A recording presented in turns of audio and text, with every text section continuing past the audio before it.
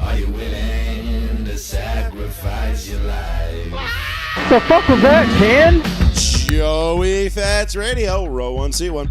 I've been loving every second. I'm not rooting for injuries openly, but I just pretended that was Brian Deegan.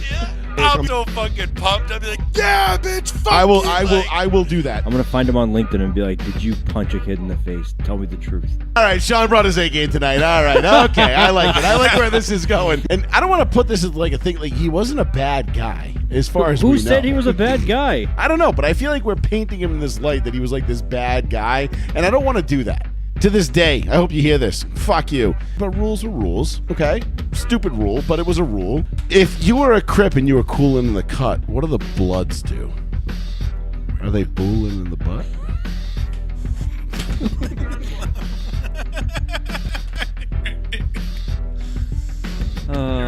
Yep. Also, we are extremely juvenile, and yeah, whatever. Fuck you. All right. You fucking smacked me in the ass, you dumb fuck. Well, Sean. Smack me in the ass, you dumb fuck. Yeah, you smacked me in the ass, you dumb fuck. Shout out to my boy Cole. That never. I think he fails actually to listens get to me. the show now. That kid. Yeah, every once in a while he Yeah. gets in there. Well, he'll. Every once in a while, I'll run into him in an iRacing lobby, and he'll be like, "Hey, man, I was listening to the show the other night, man. Y'all got some fucked up takes, man. Patriots fucking suck." And I'll be like, "Who the fuck are you a fan of?" He'll be like, "Don't worry about it, bro." And I'm like, "All right, whatever." But yeah, it's just always funny to me. But yeah, we have people that listen to the show that we don't know that aren't from this area that are like nationwide now. So we have like a national audience, Sean. That's that's more than most people can say. No shit. I mean, I'm not sitting here like tooting our own horn, but fucking beep, bro. Beep, beep, boop, We boop, got while you fucking- all in my ear. We got hoes in different area codes, all over the place. Joey Fats Radio, row 1C1. Thank you all for joining us on another absolutely electric Tuesday night. It is November 4th. Oh, hey, Judgment happy Day. victory, happy 1 year anniversary of Victory Tuesday. Happy 1 year anniversary. It has been 365 days since Uncle Donnie was crowned president of the United States. Happy election anniversary. It's been a glorious year. I can only imagine the next 3 are going to be even more glorious. Doesn't there was elections today too, wasn't there? Yes, there was. Yeah. A lot of local elections, a lot of shit going on. But that's not this show. We're not doing that tonight. We're not doing election talk. We're not doing politics. We're not doing that because we got way too much sports Probably a shit to bunch talk of people about. jumped in and be like, "You talking politics? What are you doing?" They're like, "Are you guys talking about the new mayor of Fall River?" The fuck we aren't. I don't live in Fall River, so I don't care who the mayor is. I don't know. Is there a new mayor of Fall River? The same guy who won it. Flanagan? The same guy who not Flanagan. Whoops. No, I'm sorry, whoever the incumbent was won it. Oh, okay. I don't know. Good for him, I guess. I don't know. Fall River does nothing for me. I don't care. I bet you though, if we started talking about EverSource gas bills, people would fucking start blowing up the phones. 774 Why is my delivery 75% of my bill? 8702. But no, it is an absolutely beautiful Tuesday evening. Thank you for being here with us. Joey Fats Radio, roll 1, seat 1, live on the one, the only, the New Bedford Guide, and many other guide pages and other affiliated pages that you may or may not be watching this on, whether it be Fall River, Tri-Town, Fairhaven, Dartmouth, wherever you might be. Row 1, seat 1's Facebook page itself, the home, the hub, where everything goes down, where you get all the latest updates and information. So be sure to give us a like and a follow on that. 774-992-8702 is the phone number. If you want to give us a call, I believe the phones are working. Let me check. Yep. You believe? I don't know if the phones are working until somebody calls in. To be quite honest, Gotcha. Sometimes it works, sometimes it doesn't. Sometimes I notice, sometimes I don't. But the phones are up and running. So if you want to call in and talk to us about anything that is on your mind, whether it be Sean, your Falcons, your Patriots equaling out against My Falcons against the fuck? Falcons, in a little bit of just sticking the knife in between the ribs of the Falcons fans and twisting it a little more because they're like, oh, you thought the Super Bowl was heartbreaking. Watch this missed extra point. and they released that kid the next day. I mean, as they should have. So we'll get into your Patriots. We'll get into the Patriots and the Falcons. We'll get into all the NFL talk. Good matchup this weekend, My though. Broncos continue to fucking roll. The three of us, host that is missing, yes, our full-time host that will someday make another cameo. Milk carton man. The three of our teams are tied for first place in the AFC. He's a ghost. Name that movie. Ghost. I don't know.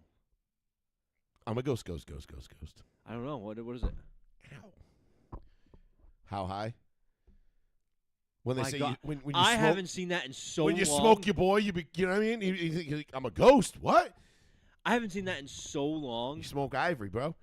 Jesus. Such a good movie. Such a good movie. What is that, 25 years old now? I believe that 22. was 02, 03. 22 years Yeah. old. It's up Jesus. there. Oh, what classic movie. Classic, funny fucking movie. But we'll get into that. We'll get into, yes, the fact that the Broncos, the Colts, and the Patriots are basically, for all intents and purposes, tied for the number one seed in the AFC right now. What year is this? We will get into that. We will get into the trade deadline that was largely uneventful. No, it was very eventful today. It was eventful, but it wasn't overly. Only for a few teams. Yeah, but it wasn't anything like. There's nothing earth-shattering that happened. There's nothing that was like, oh, fuck. For the Colts, there was. The Colts and Jets, that was a huge deal. I think it was a stupid deal, personally. We'll get into it. Again, that was the news of the day. And we'll get into my whole thoughts on the trade deadline because a lot of this is going to have to do with how I feel about what the Broncos didn't do today. All right. That was, even though reports had come out saying the Broncos are going to be all in for a wide receiver. They're going to get Rashid Shaheed from New Orleans, or they're going to get Jalen Waddle, or they're going to get Jamar Chase, or they're going to somehow pry Justin Jefferson away, or, whatever. Like, the last two I'm making up. But, the Twittersphere was just going The bananas. Reddit rumor mill. Yeah, the Reddit rumor mill, which, as we all know, has become infested with fakes, frauds, phonies, and shit stirrers to no end. So you can't, if it doesn't come from Adam Schefter or what's his name? Ian Rappaport. I will say NFL outsider Ian Rappaport. So NFL. I will say I do trust Ricky Scoops. All of his stuff today, minus the Patriots getting a running back thing, that's the only thing he was wrong about. But why would the Patriots need a running? I mean, I know Stevenson's hurt. And we lost Gibson. We only have one running back right now. Yeah, but who are you? We'll get into it in a second. But outside of that, he was right about everything else. Because the thing is, so someone outed him. Yeah. And said he's the son of a GM, and they said that's why he deletes his account in between off season stuff like that, so that way you can't track his IP address and so on and so forth. All right, that makes sense. And they said, I can't tell you who, but it's the son of an of a current NFL GM. So he's the son of one of 32 NFL GMs, and if we can track that down, do all NFL GMs have sons?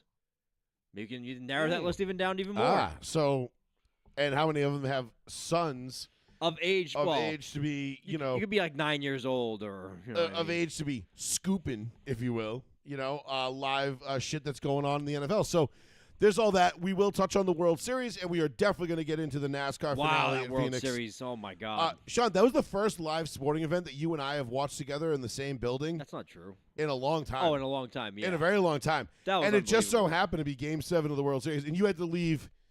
I had two kids losing their mind. You had 25 minutes. You had to hold it, and it was an inning and a half. I had to leave. The Chitlins were they were not going to allow it. It was the son was fine. The little girl was just like, I'm gonna kill myself. Yeah. Even in the car on their way home, she was just like, you don't understand how bad I feel right now. Y'all don't know how bad you fucked up. Did she sleep mad late in the morning? No. No, of course not. They never do. They never do. Actually, Cole was good. Cole slept pretty late, and he woke up and he was like, morning. I mean, he was pretty tuckered out. He was busy, between playing with my dog and pool and throwing ping pong balls from an alarmingly far distance and getting them in to cups in a Beirut table. I mean, Jesus Christ, if he can channel that, I mean, this kid's got a future in Beirut. I don't know if we were teaching him how to be in college at a very young age.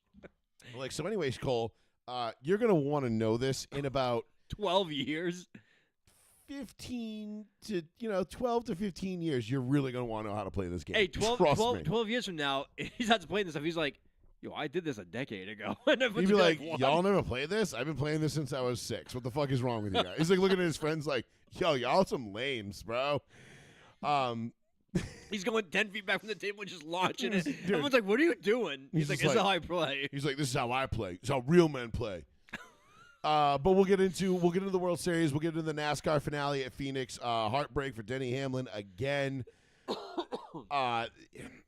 You know what? I'm just gonna lead. We'll just lead the show with that real quick because Why don't you lead with NASCAR? I want to because I got some shit I want to say about the Cup finale and everything that happened. And again, I know Twitter is not a good place to gauge rational discourse, but not for NASCAR anyway. not for anything. Not for anything. Twitter is completely irrational. Well, Twitter's a bunch of psychopaths. I had Broncos fan accounts today sitting there saying like, "Oh, the Broncos didn't make a move at the trade deadline. They don't believe in Bo Nix. This is it. We're doomed. Another 10 years of doom and gloom. Bo Nix sucks because they didn't make a trade for Jalen Waddle. We didn't get the Penguin." And I'm like, "Are you fucking retarded? Like, shut up." So I know Twitter is not the greatest place for discourse, civil discourse, but Yep.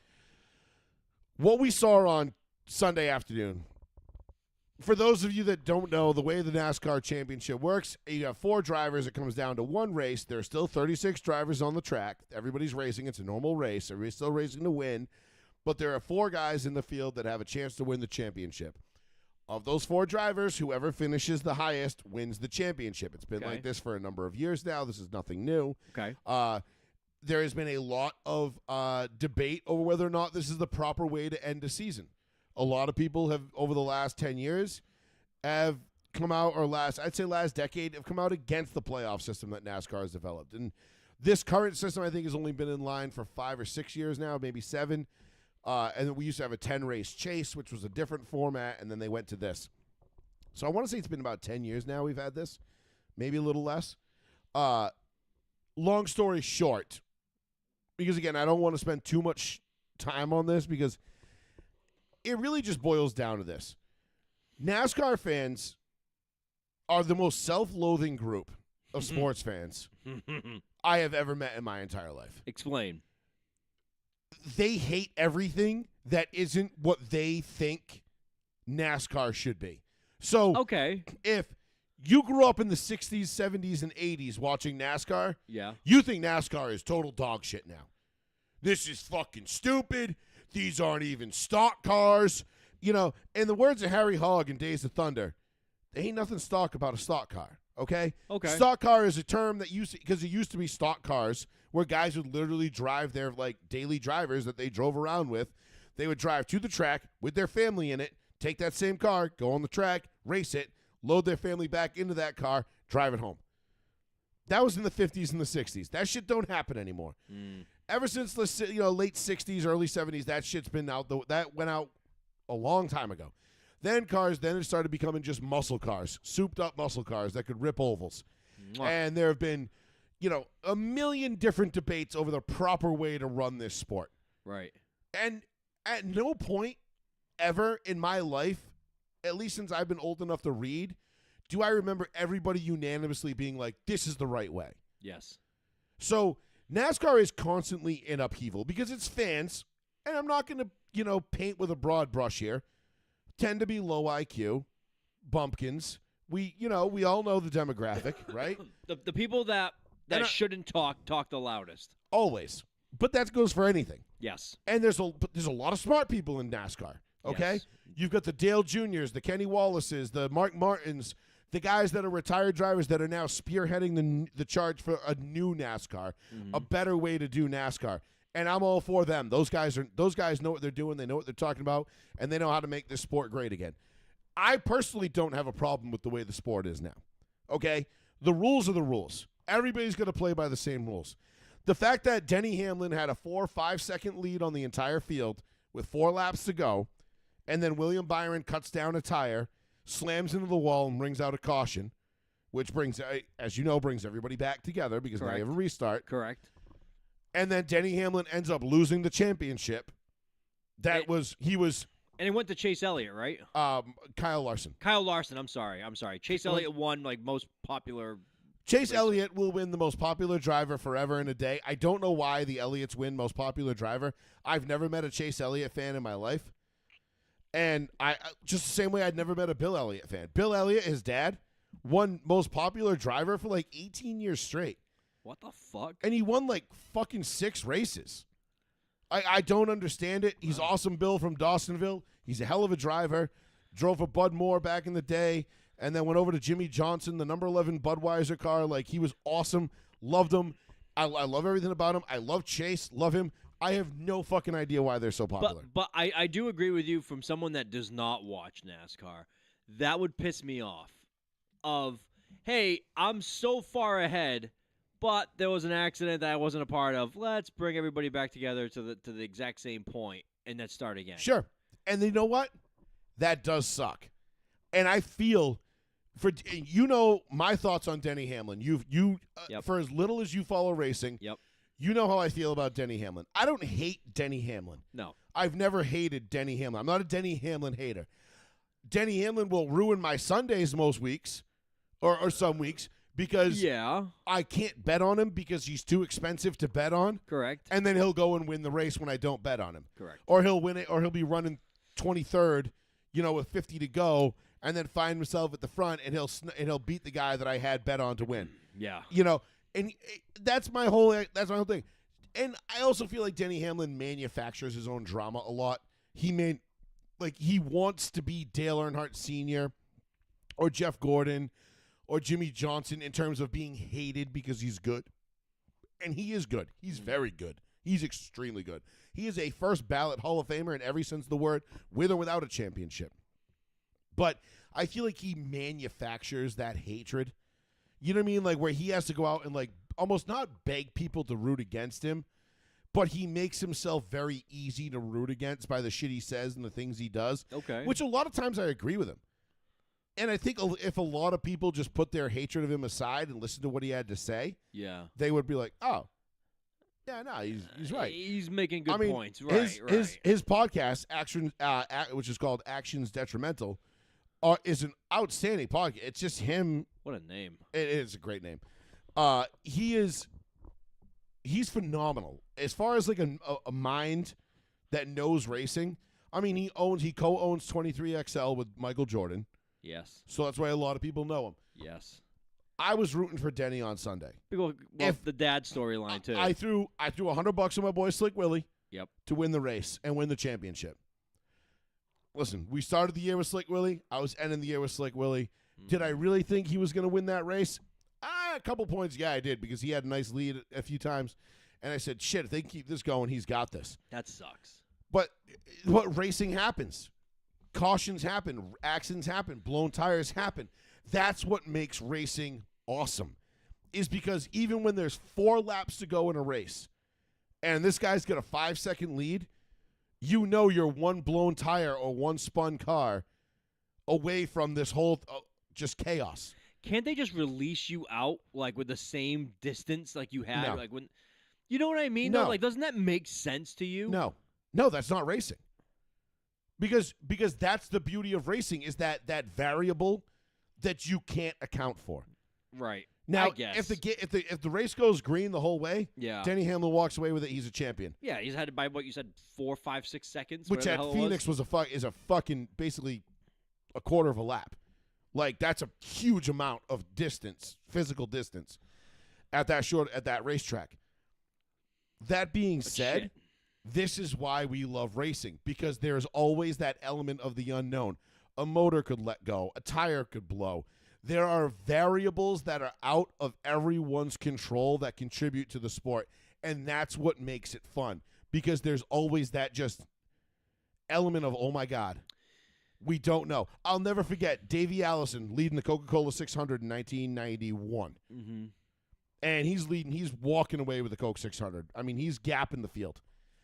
And Larry McReynolds tells the story better than I. He was his crew chief at the time. He says, we're leading the 600. Back in the 90s, cars were engineered to go 500 miles and not a foot more. All right. The equipment, the brakes, the motors, the suspension, the tires, everything was engineered to make it 500 miles. Done. So the Coke 600 was a 600-mile race. It was an extremely difficult challenge for crew chiefs and crews to be able to engineer their cars to make it that much further. Davy's gap in the field in 91. And he's doing laps. And they're turning around. And Larry McReynolds says, he goes, when the radio's quiet, that means the car is good and the driver is happy, and that's what we want to hear. Mm-hmm. We're leading the race, and we're fast. Mm-hmm. He says, with about 10 laps to go, Davey comes on the radio. He goes, Larry, I got a problem. And he goes, my heart went into my fucking throat. And he goes, every single time I go down into turn 1, he goes, there's this fan sitting in the front row with a Dale Earnhardt T-shirt on, and he just keeps flipping me the double birds every time I go by. And it's really starting to piss me off. And Larry's like, well, Davey, I don't know how I could have lived without that information, but thank you for bringing that to my attention. And Davey knows he's busting Larry's balls because he knows Larry's on pins and needles. Because back then, 600 miles, you didn't know when a piston was going to let go. Yeah. You were going to lose a piston ring. You were going to lose lose a tire. A brake rotor was going to implode. You just didn't know. Like, things were shit was a lot more fucking hectic back then in terms of equipment. Combustible. Nowadays, things are a little bit more, Stable, but still not so much but nothing's explode. impervious. So William Byron blowing a tire in that final 4 laps sucks, Yeah. but it's part of the gig. This is because you know what? Honestly, if I had a nickel for every single time Denny Hamlin benefited from something like that happening, I'd probably have 10 or 15 nickels. I'd probably have about $1. I'm not, no bullshit. So the fact that it cost him a championship and people are outraged about it and they want to get rid of the formula and rip the whole shit up. That's natural reaction, though. It is. And it's this visceral, emotional reaction that has just brought out the worst. And I'll leave it with this, Sean. Mm-hmm. NASCAR fans have been bitching about NASCAR since I was old enough to read. Right. Okay? I remember my dad used to bring home, somebody had a subscription to Racer's Digest. Okay. It was, they had those digest, like, little magazine that were about, like, yay big. Yeah, they were like TV Guide sized. Yeah, if you remember TV size Guide. Digest books, right? And it was Racer's Digest. And in the back, they would have fans could write letters in, and they would print them, and then the editor would respond to the People letters. would actually respond to those. Now nobody responds to shit. Yeah. So, but back then, this is before the internet, social media, all this other stuff. So people would actually write letters in, complaining about whatever it was that they wanted to complain about or making their point, and the editors would print these letters in the back, and then the editor would respond to each letter, like a Dear Annie kind of thing or whatever, or Dear Abby, whatever it was. Yes. And Sean, I was 7 years old. 6, 7. 6, 7. Sorry, goddamn kids. 6, 7 years old when I was able to. My dad started bringing these, and I would read them. Yeah. And I would read, and I remember those letters. Almost every single one of them was somebody bitching and complaining about the horsepower in the cars, the tires in the cars, the shape of the cars, the tracks, the rules, the championships, this, that, the other thing. People have been bitching. NASCAR fans have been bitching about NASCAR since I was old enough to read. So when I see people on Twitter and Facebook and social media and everything else bitching incessantly about NASCAR, I'm like, I get it. yeah, this is just par for the course, guys. Yeah. Like, Okay. no matter what NASCAR does, you're never happy. The guys that grew up watching it in the 80s will sit there and swear up and down the 80s were the best. The guys that grew up watching it in the 90s will swear that the 90s were the best. The guys who watched it in the 2000s will swear the 2000s were the best. Right. And you have this generation, and they're like, fuck you, that wasn't the best. This was the best. This car was the best. That car was the best. And fuck this track, and fuck those tracks, and fuck these Penske D-shaped tracks, and fuck these road courses, and fuck this, and they should just go back to racing on sand, god damn it, and bring back some fucking moonshine. That's what we need to do. And maybe some good old-fashioned fag drags. And you're like, what? Like, hold on, this went off the rails. And they're like, hold on. It gets off pretty quick. And it's like, dude, like, calm down. Like, people are like, the biggest problem NASCAR has, they need to move the numbers back to the doors. Because if you look at that car right in front of you, the number is like slightly offset toward the front. Oh, Yeah, bring the numbers back to the doors. Look Why? stupid. Okay. What, is that really bothering you? That's what's fucking pissing you off? Like I had a Twitter engagement with a guy who was actually a real guy, a real quote unquote NASCAR fan. He goes, he claims he hasn't watched NASCAR in 20 years because the product sucks, this race sucks, everything he's sucks. talking about it with you. And he's like, I stopped watching. He's like, I watched the 80s and 90s. I haven't watched since. Blah, blah, blah. One of those, the sport died with Dale guys. 80s and 90s guy. And I'm like, okay. Talking about it 25 years later. So I'm like, you haven't watched. You don't go to the races. Fuck no, I wouldn't pay for any of that bullshit. You don't buy merchandise. You don't buy the TV packages. You don't buy anything the sponsors sell. You don't go, like, okay, cool. You're not a NASCAR fan. Then you're not their demographic. You're not someone we're trying to appease. Well, right. That's bullshit. I was a fan. Yeah, but you're not anymore. You're stuck in the fucking 80s, dude. You think 1984 was peak NASCAR. Like Tim Richmond, young Rusty Wallace, Dale Earnhardt, and, his junior year of fucking NASCAR. Right. Or whatever. Like, fuck out of here, dude. Like, you haven't watched the sport in 20 years. Well, that's right. I started watching about 5 years ago, but it fucking sucks. So what, you've been hate watching it for 5 years now? Yeah, you're full of shit, dude. You're full of shit. He's like, you got me. You're fucking lying. Yes, everyone You're full of shit, dude. You're just full of shit. So these fucking people who hate on NASCAR, the NASCAR fans that hate NASCAR, are the fucking worst. I go to the races and I talk to people. Everybody's having a grand old fucking time. Yeah, Everybody loves it. It's awesome. The place is packed. There's thousands of people spending money, drinking beer. Yeah, cars going fast and turning left. That's all we want. And then you get on Twitter and it's, yeah, fuck you, and it's blah, blah, blah, and this and that, and this point system sucks, and we should go back to this, and we should go back to that, and a 36 race season. Man, I lived through 36 race seasons, right, where there was no championship chase. It was just whoever scored the most points over 36 races won the championship at the end. Yeah. That shit was boring as fuck when Dale Earnhardt would wrap it up in late September, and you still had 6-7 weeks to go. Shit. 6-7. God, 6-7 comes up way too much. Like, that shit blew.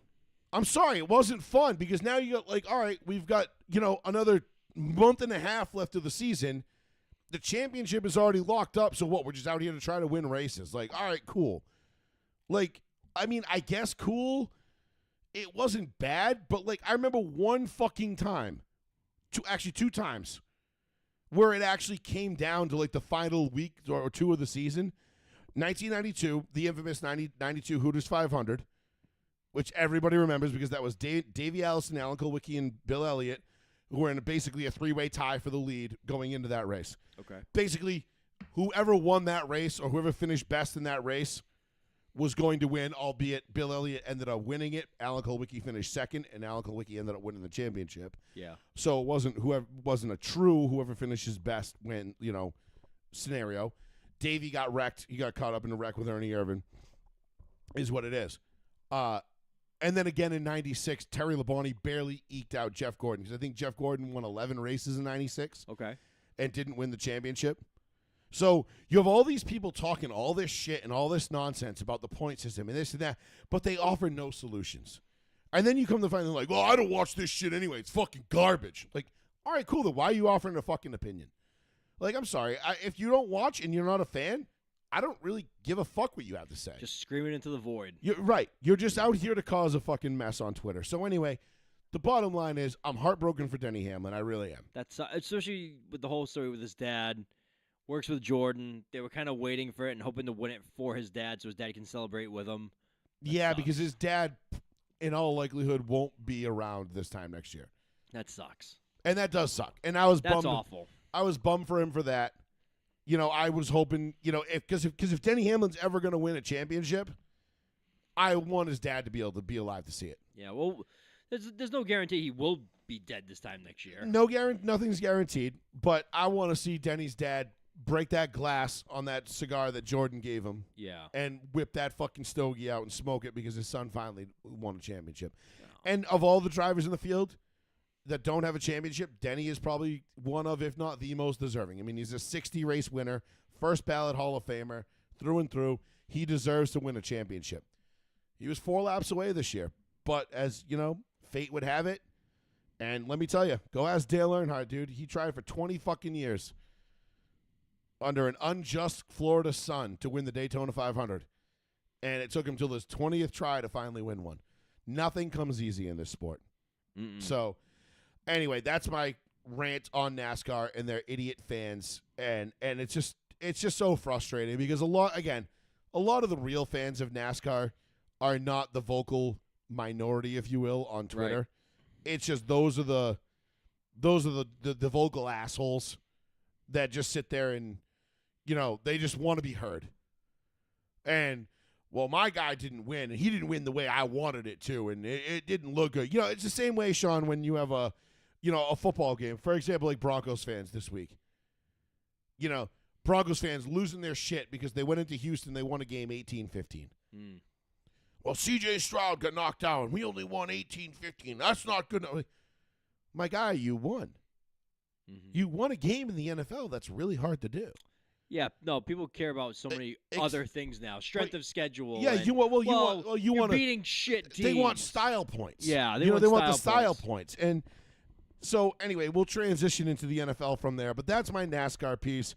It was a great season. Honestly, I had a lot of ups, a lot more downs this year. Betting was horrible for me. I did terrible betting wise. I only won 3 races as opposed to 11 last year. That's not good at all.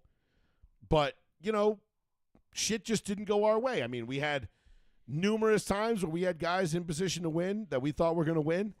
And, shit happened. We got Denny Hamlin. And maybe that was the story of the season. So, anyway, that was my NASCAR piece.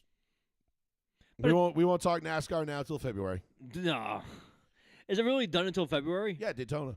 Wow. That's crazy. They only go off the month for 3 months. Yeah, they have it's the shortest off season in sports. They're like, well, let's have Christmas off and Thanksgiving, and then we'll get back on the road. Yep. So it is what it be. 774-992-8702. We're gonna get into some football now. Wait, before we get into football, yeah, let's cover the World Series. Okay. World Series between the last show and this show, there was a lot of shit that happened. We had the ball stuck in the wall. Yep. Which was the right call. I'm sorry. I know Toronto and Toronto fans and Dodgers haters. Did we have the 18 are going to hate to hear it, 18-inning game? Was that the night of the show or the day before? I can't remember what No, day I think that it was the day before because I watched all 6 hours and 39 minutes of that. That's too much. And then we watched the Game 7 together. Yes, because it was Monday night because I was back and forth between that and Monday Night Football. We watched 10 of the – I think I only missed 1 inning with you. I think that was half one an inning. I think it was only half an inning. No, it was a full inning. I missed the full inning because I left at the bottom of the 10th. Okay. And I missed the full inning with you, and that was the last inning, of course. So Sean and I finally got to watch a lot, like a real major sporting event together. Yeah, it was the Game 7 which was nice. World Series. And I was rooting for Game 6. I was rooting for the Dodgers because I was at work on Friday. I was not rooting for the Dodgers. And I just wanted Game 7. Again, I had no real horse in this race. Neither did I. Whether the Dodgers won or the Blue Jays won, I didn't really care. I like both teams. They both got likable players. I could take or leave Canada as an entire entity, if you will, and everything it touches. Did you catch, I didn't catch this, the guy that sang the national anthem for Toronto? When he sang the Canadian national anthem, it's, our home and native land. But instead of saying "and," he said "our home on native land." He changed the lyric on the field to say "our home on native land" is like a nod to stolen land from the indigenous tribes. Even in Canada? Yeah. Well, dude, Canada's way more fucking gay and woke than we are. Jesus. I mean, there's a reason why I don't respect Canada in really any sense of the word. I respect certain Canadians. I didn't hear that. I didn't listen to that at all. But yeah, it's like, bro, listen, it's not native. Yeah, it is native land. You know why? Because we conquered it. It's called conquering. This is what happens. Native Americans doing just fine right now. Yeah, you're right. Yeah, no shit. Go to fucking Foxwoods. Tell me how much the Native. And they're like, yeah, but there's you don't see the reservation where all the people are suffering. Well, tell them to go hail to the chief or some shit. I don't know. Yeah, he got all the money over there in Foxwoods, and seems like he's spending it all on king crab legs and filet mignon. All right, Jameis Winston. That World Series Game 7 is probably as good of a Game 7 as you can get. Absolutely electric. Because as much as I didn't want the Dodgers to win that game, the Dodgers did everything they could to stay in that game and come back and win. You had defensive plays, multiple defensive plays. You had unlikely home runs from players that don't generally hit home runs. The Dodgers did everything they could to win Rojas? that game. Rojas. He hadn't hit The light hitting hadn't hit a home run since September. Yeah. Well, it's not that long. Dog, that's over a month. It was like 5 weeks ago. I know, but that's... And it's not like he hit a ton during the regular season. I think he was under 20. He's not a power hitter. He's not a power hitter. He's not even At a all. good hitter.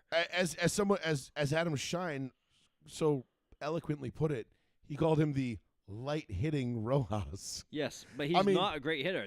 And he hit a line drive out of the stadium. An absolute belt. And you and I were watching that game, and I think it was 3-1 Toronto For a while. And you and I just kept sitting there and saying, we kept looking at each other like, hanging around. They're not putting their foot on the throat.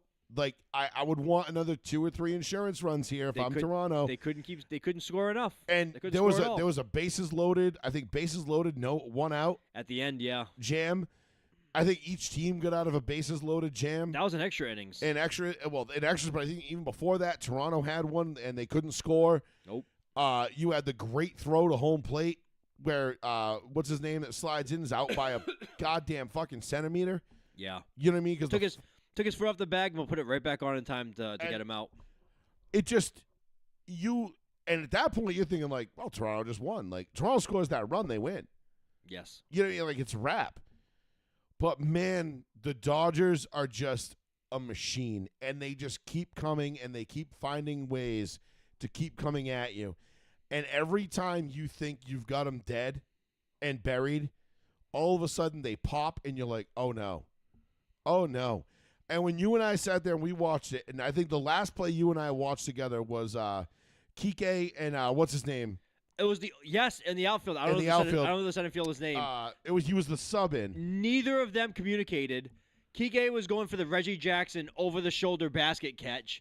The center fielder was just like, nope, it's mine. Collided in the outfield and made the catch. Pages. Sure. It was Andy Pages.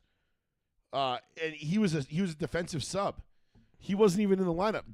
And again, credit to Dave Roberts. Dave Roberts put him in the lineup out, and not one person thought they're putting Pages out in center field. That's a good move. He's a great defensive player. No one was thinking that. No. And Kike, remember we thought Kike was hurt?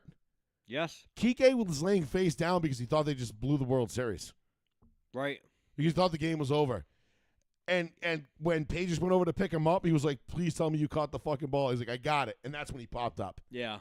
He thought it was over. He thought it was a wrap. He was just laying face down, ready to be devastated. And Pages caught it. And that was an unfucking believable catch. That one will live in lore of World Series lore. This was the best Game 7 that I've seen in a World Series in my lifetime. Imagine if you're Kike in that moment. You go down. You know you don't have the glove, and you hear all the people screaming. And your reaction is, holy shit, it's over. We lost the World Series. And then you hear your teammate be like, I got it. It's like, holy shit. Just runs him over. It's just the adrenaline that must have poured through his body at that moment to be like, that was the last play you and I watched together. And we were both just we looked at each other like, are you fucking kidding me? That was unbelievable. How does that even happen? That felt like it was over for Toronto at that point. There was 100%. Nothing they could do. You kind of just knew at that point. And then there was Will Smith, home run, and we're like, that's a wrap. Getting jiggy with it. And not for nothing, but Yamamoto wasn't even supposed to be available for this game. Nope. Came in and pitched lights out. I mean, Dave Roberts did everything absolutely right.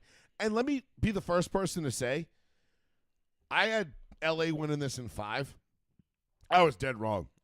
Toronto should have won this series probably in Game 6. Toronto did not handle the loss well. And they definitely, I mean, they won it. In my mind, they'd won it 3 or 4 times in Game 7. Yeah. There was there was 3 or 4 instances where I'm like, this is over. Toronto won. They're going to win. And LA just kept coming back because Dave Roberts was steadfast and just picked and did everything right, whether it was putting Pages in center field. Because if they don't make that sub, that catch doesn't happen. Whether it was, Rojas going deep, not pulling him out, even because they could have very easily pinch hit for him. Yeah. They didn't. Everything Yamamoto out of the bullpen, who was not supposed to be available, but just gutted it out and came out and threw a fucking gem. I mean, what else could you say? I mean, just hats off, Dave Roberts, unfucking believable job. Didn't you managing that I know game. you just said it, but Yamamoto in that 18-inning game, didn't he get thrown out there in the 15th or something like that, or the 16th? Yeah, he was not. He pitched, I think, the 2 games before that. He was not supposed to be available for that game, and then made himself available. And he's like, I remember that he was like, fuck it. He's like, I don't give a fuck if I never throw again. We're winning this game. I remember they showed after the World Series was over, Dave Roberts, and I think it was the 15th inning. Dave Roberts was like rocking back and forth, or the 16th, and he's like chewing on seeds or whatever he's chewing on, and he spits one out and he goes, "Fuck it, get Yamo ready," and then the translator goes over to Yamo and he's like, "All right, we're gonna go get ready," and then they both go together to go to the bullpen, and then I don't know who the Asian Dodgers player is that's in the dugout. He's like, he bows over. He goes, hold on, like whatever he said in Japanese. And then he looked at Dave Roberts. He's like, you unreached a Godzilla? He's like, you're getting them ready at this game. He's like, it's a 16th inning. It's like 1 a.m. Yeah. And he went out there and he pitched amazing. He ended up being the World Series MVP. I mean, and wins MVP. And that's the best part about it, Sean.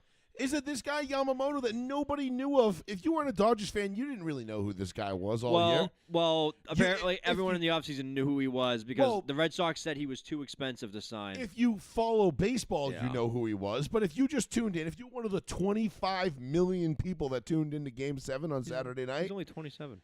No, not 90% of those people didn't know who he was. I'd be sitting here bullshitting you if I said I'm extremely familiar with him. I'm not. I knew his name because because it was Yamoto, Battleship, okay. World War II, blah, blah, By the way, I did not know this. He was defense signed of Okinawa. This was his first year in the United States. Yeah, he was a Japanese pitcher before this. Did you know the contract he got? He was signed to a 13-year deal. Yeah, it's something insane. It was one of those ridiculous 13? One of those ridiculous Dodgers deals that only the Dodgers could make because they have the overhead, the capital, and the cash and the 13 years for $325 million. Yeah. Someone's gonna. And I think he's like the 4th or 5th highest paid player on that roster. Someone's gonna shoot one of these owners of the Dodgers. They're doing something illegal. They're like backloading but all they're these not. deals. Yeah, of course they are, and they're probably not going to pay out on a bunch of them. They'll probably get. They sued. have to. They're guaranteed. No, we'll see. We'll see. There's going to be a briefcase you have to pick up in this jet, and it just explodes when they open it and it kills them. The Yakuza pops out, and they're like, "We are sorry, Mr. Yamamoto." He finds all your darkest secrets and just releases it to you at the end of your contract. It's just Yamamoto at one of those vending machines that dispenses used panties. Oh, my God. And he's like, "What? This is normal in Japan." And they're like, "This is America, asshole. We don't do that shit here." And also, why'd you pick the ones from the 8-year-old girl, you weirdo? But unbelievable World Series Game 7 ending. That was I don't care who you vote for. I don't want to paint Yamamoto as a Skinner. He's not that. No, I don't. I can't believe how good of a Game 7 that was. It was honestly, dude, it was awesome. I'm so glad we got to watch it together because you and I never get to watch sports together. No, it's tough, especially with kids. Well, yeah, it's a whole different life. Yeah, it's totally different. But it was so much fun to be able to sit there and watch it with you and get live reaction from you rather than texting. I mean, otherwise I'd be texting you in the group chat. Yeah. And Paul would be radio silent because Paul would be like, "Baseball? What's that?" Like, "Oh, they have a stick and they hit it? That's interesting." 7 hours later, he's like, "Yo, did you see this highlight? It's like the one we referenced 5 hours earlier." He just reposts the same thing that we sent. He's like, "Yo, did you see this?" Yes. But no, it was nice. It was good. It was nice to get to actually watch it with you because again, you and I never get to watch stuff together. It's so hard. Like, I cannot wait to watch a football game with you. One of these, we have to make a Sunday where we. I feel like we're both too psychopath when it comes to football because it ends up being like just yelling at the TV. Yeah, but I think it would be great learning experience for Cole. Like, we get a 1 o'clock, like, the 1 o'clock Patriots game and then the 4 o'clock Broncos game, and he just gets to sit with Dad and Uncle Joey and just watch, like, 6 hours of football. At the end of the day, he's just in his pajamas on the couch, like leaning against the pillow, like just like this. He's just like, quiet. He's just like, I don't want to do sports anymore. He's like, You know what? He goes, you know what looks like shit? This. And he's just like, I'm all set. he's like, I'm not even. You have no idea, kid. He's And like, this I'm is not us even in a hungry. good mood. He's like, I'm not even hungry anymore. He's Like- like, this isn't fun. And both teams win, but we're both still just pissed off and angry. It's that stupid Brady commercial. Wait for the safety to roll down and fucking zip it in And there. rip the seam. Yeah, I love that. When you have Tom Brady knowledge, it's all fun and games until you realize no one else has Tom Brady knowledge. And I get that. That commercial resonates with me because I feel like I've forgotten more than most people will ever learn about this game. So when I try to have conversations with casuals, it's such a fucking difficult thing for me to do. Like, for example, and this is a perfect segue into your Patriots. Like, when I try to explain to people, like, when I see, like, Drake May leading the league in MVP votes, or, like, he's on the ballot for MVP, and they're talking about the Patriots being the best team in the league, and I'm like, this is a joke, right? Like, y'all are just fucking joshing, right? Like, this is a joke? Did you like the video I sent you? Which one? The one of "It's Gonna Be May." Oh no, I didn't. I don't think that- I see that. I don't think I saw that one. It's because it says when the MVP voting comes around, it's gonna Oh, be, Jesus and then Christ. it's obviously in sync with Justin Yeah. with Drake May videos. So again, you know how I feel about Drake May. Yeah, You know how I felt about Drake May. he's not gonna win. In fact, it doesn't. The fact that he's not going to win doesn't bother me. The fact that he's in the conversation is bothering me. He's not there yet. I don't know if you guys are watching the same quarterback that I did. It's only week 10. You know how The people difference are. is, but here's the thing, Sean. Okay, I get it. The Patriots are 7-2, and they're wildly exceeding even our expectations. Yes, And you and I think, had arguably the loftiest expectations for the Patriots this year out of any sports show that you or I listen to. I don't know of any national sports show, even local sports shows, that had the Patriots winning 10-plus games this year. no, And we're steadfast about it. correct, You and I were probably the only two people on that train. correct. And I was the conductor and you were the first mate. And we're just sitting there, I got the controls, you're blowing the horn, and we're just saying, come on, everybody, hop on the bandwagon. The Patriots are going to win 10-plus games this year. I literally have been saying it since March or May when the schedule came out. I'm like, they're a 10-plus win team. The day they hired Vrabel, Yes. you and I think actually, Oh, actually we could go back to January when they hired Vrabel, and I said this team is going to be a problem next year. They're going to be a problem I think I cried on that show. because they have a very good up-and-coming young quarterback. They finally got rid of Gerard Mayo, which no disrespect to Mayo, but he was not ready to be a head coach. Nope. He was a diversity hire by the Crafts to prove to John Henry or Linda Pizzuti or Mayor Wu or whatever that he's one of the I'm one of them. Maybe he was trying to help out Jonathan's run for mayor. I don't know. I'm one of them. And What do you mean by them? yeah, what do you mean by them? But you and I knew the day they fired Mayo and hired Vrabel, we both sat here on this show and we said this team is going to be a fucking problem next year. And Do man, not take them lightly. They did incredible. And they are doing exactly what we said they were going to do, maybe even more of it. Drake May's development has been largely kind of what I think, and I'm not overstating this. I think he's been on par. I don't think he's exceeding. Oh, I think he's exceeding. I think I he's don't. ahead of where he should be. I don't think he's ahead of. I think he's exactly where he should have been. I think he's exactly where he should be because last year you had a fucking retard running the team. Retards running the team. Again, no disrespect. I think Alex Van Pelt was okay. Listen, man, AVP's he's an old Shanahan guy, dude. He's not bad, but he was not the answer. As a quarterback coach, I think yeah, he was okay. but he's a great quarterbacks coach. But he again, Drake May wasn't your problem last year. Okay. Your problem was running the ball, blocking, doing fundamental things like not fumbling the ball in special teams, not missing field goals, knowing where to line up, not having procedure penalties, all that shit that led to a pretty abysmal season for the Patriots, and they sucked. But it was not Drake May's fault. Everybody blamed, well, they don't have any receivers. They don't have any receivers. Fuck your receivers, dude. What, you think all of a sudden Kayshon Boutte just became like this god among wide receivers over the offseason? Or do you think it had something to do with maybe the coaching change? You think Josh McDaniels might have a thing or two to do about this? Like, you and I saw this coming. We told everybody this is what is going to happen. And yet everyone now is sitting here trying to tell me, specifically, not you necessarily, but No, I know what you mean by this. Yes, but they're yes. trying to Please tell go. me like, oh, yeah, bro, you didn't know. You're just mad because you're a fucking Patriots hater. Motherfucker, I told you this team was going to win 10 games. You called me a fucking idiot. I told you you didn't need to go out and get a wide receiver. You went out and got Stephon Diggs, and that's cute. But do I think the Patriots are 7-2 without Stephon Diggs? Maybe 6-3. Maybe he doesn't go off in the Buffalo game. No, yeah, right. Maybe. I think that's pretty much Other it. than that, okay, so you're 6-3. He hasn't been needed. You haven't needed him. You never needed him. He's a nice luxury toy. He had one good game. And guess what? If you think the Buffalo Bills are going to let that happen again, you're out of your fucking mind. But that's another story. Unfortunately. The point is, Sean, people are trying to now tell me, oh, this is the best team in the AFC. No, they're not. No. Drake May's MVP. No, he's not. Drake May's not even top 5 in the MVP race.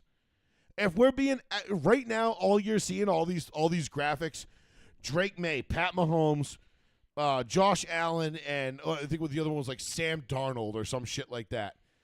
All MVPs. Who's your MVP? And I'm like, are you out of your fucking tits right now? Like, first of all, get Mahomes out. But you know what this is? This is all the ploy to get people to start betting on it. Oh, of course, absolutely. It's all a ploy. Don't fall for it, ladies and gentlemen, and do not come fucking telling me in 3 months. It was all a ploy. Just to get the money moving. He was never really MVP. Yeah, no shit. I'm telling you that now. I was trying to tell you that 5 months ago. You didn't really want to listen, but okay, do you. Drake May's not even top 5 in the MVP voting right now. Maybe not even top 10. Mm-hmm. Because let's be real. Sean, you and I, when we picked the Patriots to win 10, 11 plus games this year, we didn't do it because we thought the Patriots were a good team. Because they had a complete roster. Because you looked at them and you said, holy shit, they got a dominant defense, a running game that can get you through into January. No. And a young quarterback and a stable of young wide receivers that are going to get this done. No, we looked at their fucking schedule and we said, they're going to feast on this schedule. Yes. This schedule is ass. ass. That's a main part of it. And good fortune would so have it that our preseason guess of this schedule being ass has stayed true. Because how many times do we look at a schedule in May or April or June or even August and we're like, oh, this team should win fucking 12 games, no problem. Right. And then all of a sudden, 7 of those fucking gimme wins that we thought, those teams all of a sudden turn out to be pretty good fucking teams. Mm-hmm. Or the teams that we thought were going to be really good are shit. I was super worried about the Broncos having to play the Eagles and the Redskins on the road. I said those are my two kind of like penciled in losses for the year. Yeah. Because I think both of those teams are going to be really good. Well, there's no Jaden Daniels in Washington anymore, and they've looked like shit even with him. At least he snapped, and we can talk about that later. At least he snapped his non-throwing arm. But you know what I'm saying, though, right? Always hurt. Everybody looked at Baltimore before the year and like, ugh, tough game. Correct. They usually win 12, 13 games a year. That's a tough. Are we going to be one of the 3 that hand them a loss? Correct. Unlikely. Now all of a sudden, the last month and a half of the season, you're like, maybe not now that Lamar's back, but the last 2 months of the season, you're like, well, yeah, we can fucking hand the Baltimore Ravens a loss right now. This is great. Absolutely. If you caught the Ravens in the last month and a half without Lamar, you're feeling pretty good. Now the Patriots are going to catch them with Lamar in a couple of weeks. They're going to Tampa on Sunday. That'll be a good test. And they're going to catch Tampa, and they still got another game against Buffalo. But you figure they got 2 games against the Jets left. They got another game against the Dolphins left. I mean, that right there should be your 10 wins. Granted, I know the Jets had a fire sale, but don't underestimate their ability to rise up and deliver the Patriots a knockout blow to their season that would really fucking derail their plans. But, I'd probably leave that more for Miami than the Jets per se, because the Jets will just find a way to fuck it up. But my point is, Sean, you and I have been sitting here and we've been talking about how the Patriots they're a nice team. They're not a great team. They're borderlining on good. I still think because they're very thin. And even though let's be honest. Everybody's sitting here, everybody's shitting on the Buffalo Bills for losing to Atlanta a couple of weeks ago. Yes. The week after coming out that Patriots loss, they're shitting on the Bills losing to Atlanta. Bro, you were a missed extra field goal from losing to Atlanta at home. Bills at least had to go on the road and lose to them. Sadly. Y'all came up a missed extra point away from potentially losing to this team. Sadly. So let's not, calm your tits a little bit, New England, okay? You're not nearly as good as you think you are. I'll say this. I will say for this part that the biggest thing that I will take away from that weekend with the Atlanta game is Patriots that have that itch about them where they can still come back and win the games they're supposed to win. They should have beat that Atlanta team. That game was 21-7 at one point. Let the foot off the gas. Atlanta came all the way back. Atlanta could have won that game easily, and Parker Romo misses that field goal kick, and then the wheels kind of fall off for them. Mm-hmm. I do think the Patriots are a good team. I do think this team, depending on seeding, you might see them win at least one playoff game, maybe even two, depending on who they get. Depends who they match up with. I still have a one and done. It depends. To me, they are this year's Denver Broncos. They are where the Broncos were last year. Where Denver went into Buffalo last year, and it was like, hey man, we got a great defense and we can sack the quarterback, but they weren't there yet. They weren't ready yet. They weren't battle hardened yet. Right. That's where I see the Patriots right now. I see if the Patriots have to play, even if it's a home game. Yeah. The Chiefs, the Ravens, the Chargers, the Broncos, the Bills. To me, that's a thank you for your time, New England. I'm on to the divisional round. I feel like the Chargers are. I don't know. All right, maybe not the Chargers. Steelers. Steelers would be a good. Put the Steelers in there instead of the Chargers. Steelers would be a good revenge game. Because quite frankly, I think the Chargers are going to miss the playoffs. Mm. Remember when the Chargers were 3-0? What about Jacksonville? No, they're not getting in. No, they're because borderline right now because they're like 47% of chances. Honestly, I think but I think if I think the AFC South is going to have to win the division to get in, and Indy's running away with it. I mean, unless Indy just completely collapses. No, there's no way. No, Indy. I'm not going to say there's no way. No, because but Indy has like a 98% chance of making the playoffs. According to who? According to statistics. Yeah. Over Okay. time. Right. Yeah. Right. I know 7-2 is better than 6-2 because I've seen 6-0 teams miss the playoffs. Yeah. I've never seen a Arizona 7 Cardinals. 2009 Denver Broncos. Josh McDaniels. Where are the Jags at right now? There are a couple of games. They're a game or two What behind. are they? 5-4.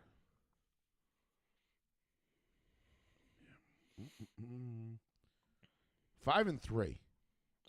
They already had a bye week then too. Yeah, so they're 2 games behind the Colts. Like, no, I'm sorry, I'm not a believer. What's the playoff ranking right now? If you had to look at it, if the playoffs started today, If the playoffs started today, it would be you would have your division winners in the AFC. It would be New England, Pittsburgh, Indy, Denver. Mm-hmm. Then you would have your wild cards would be Buffalo, Chargers,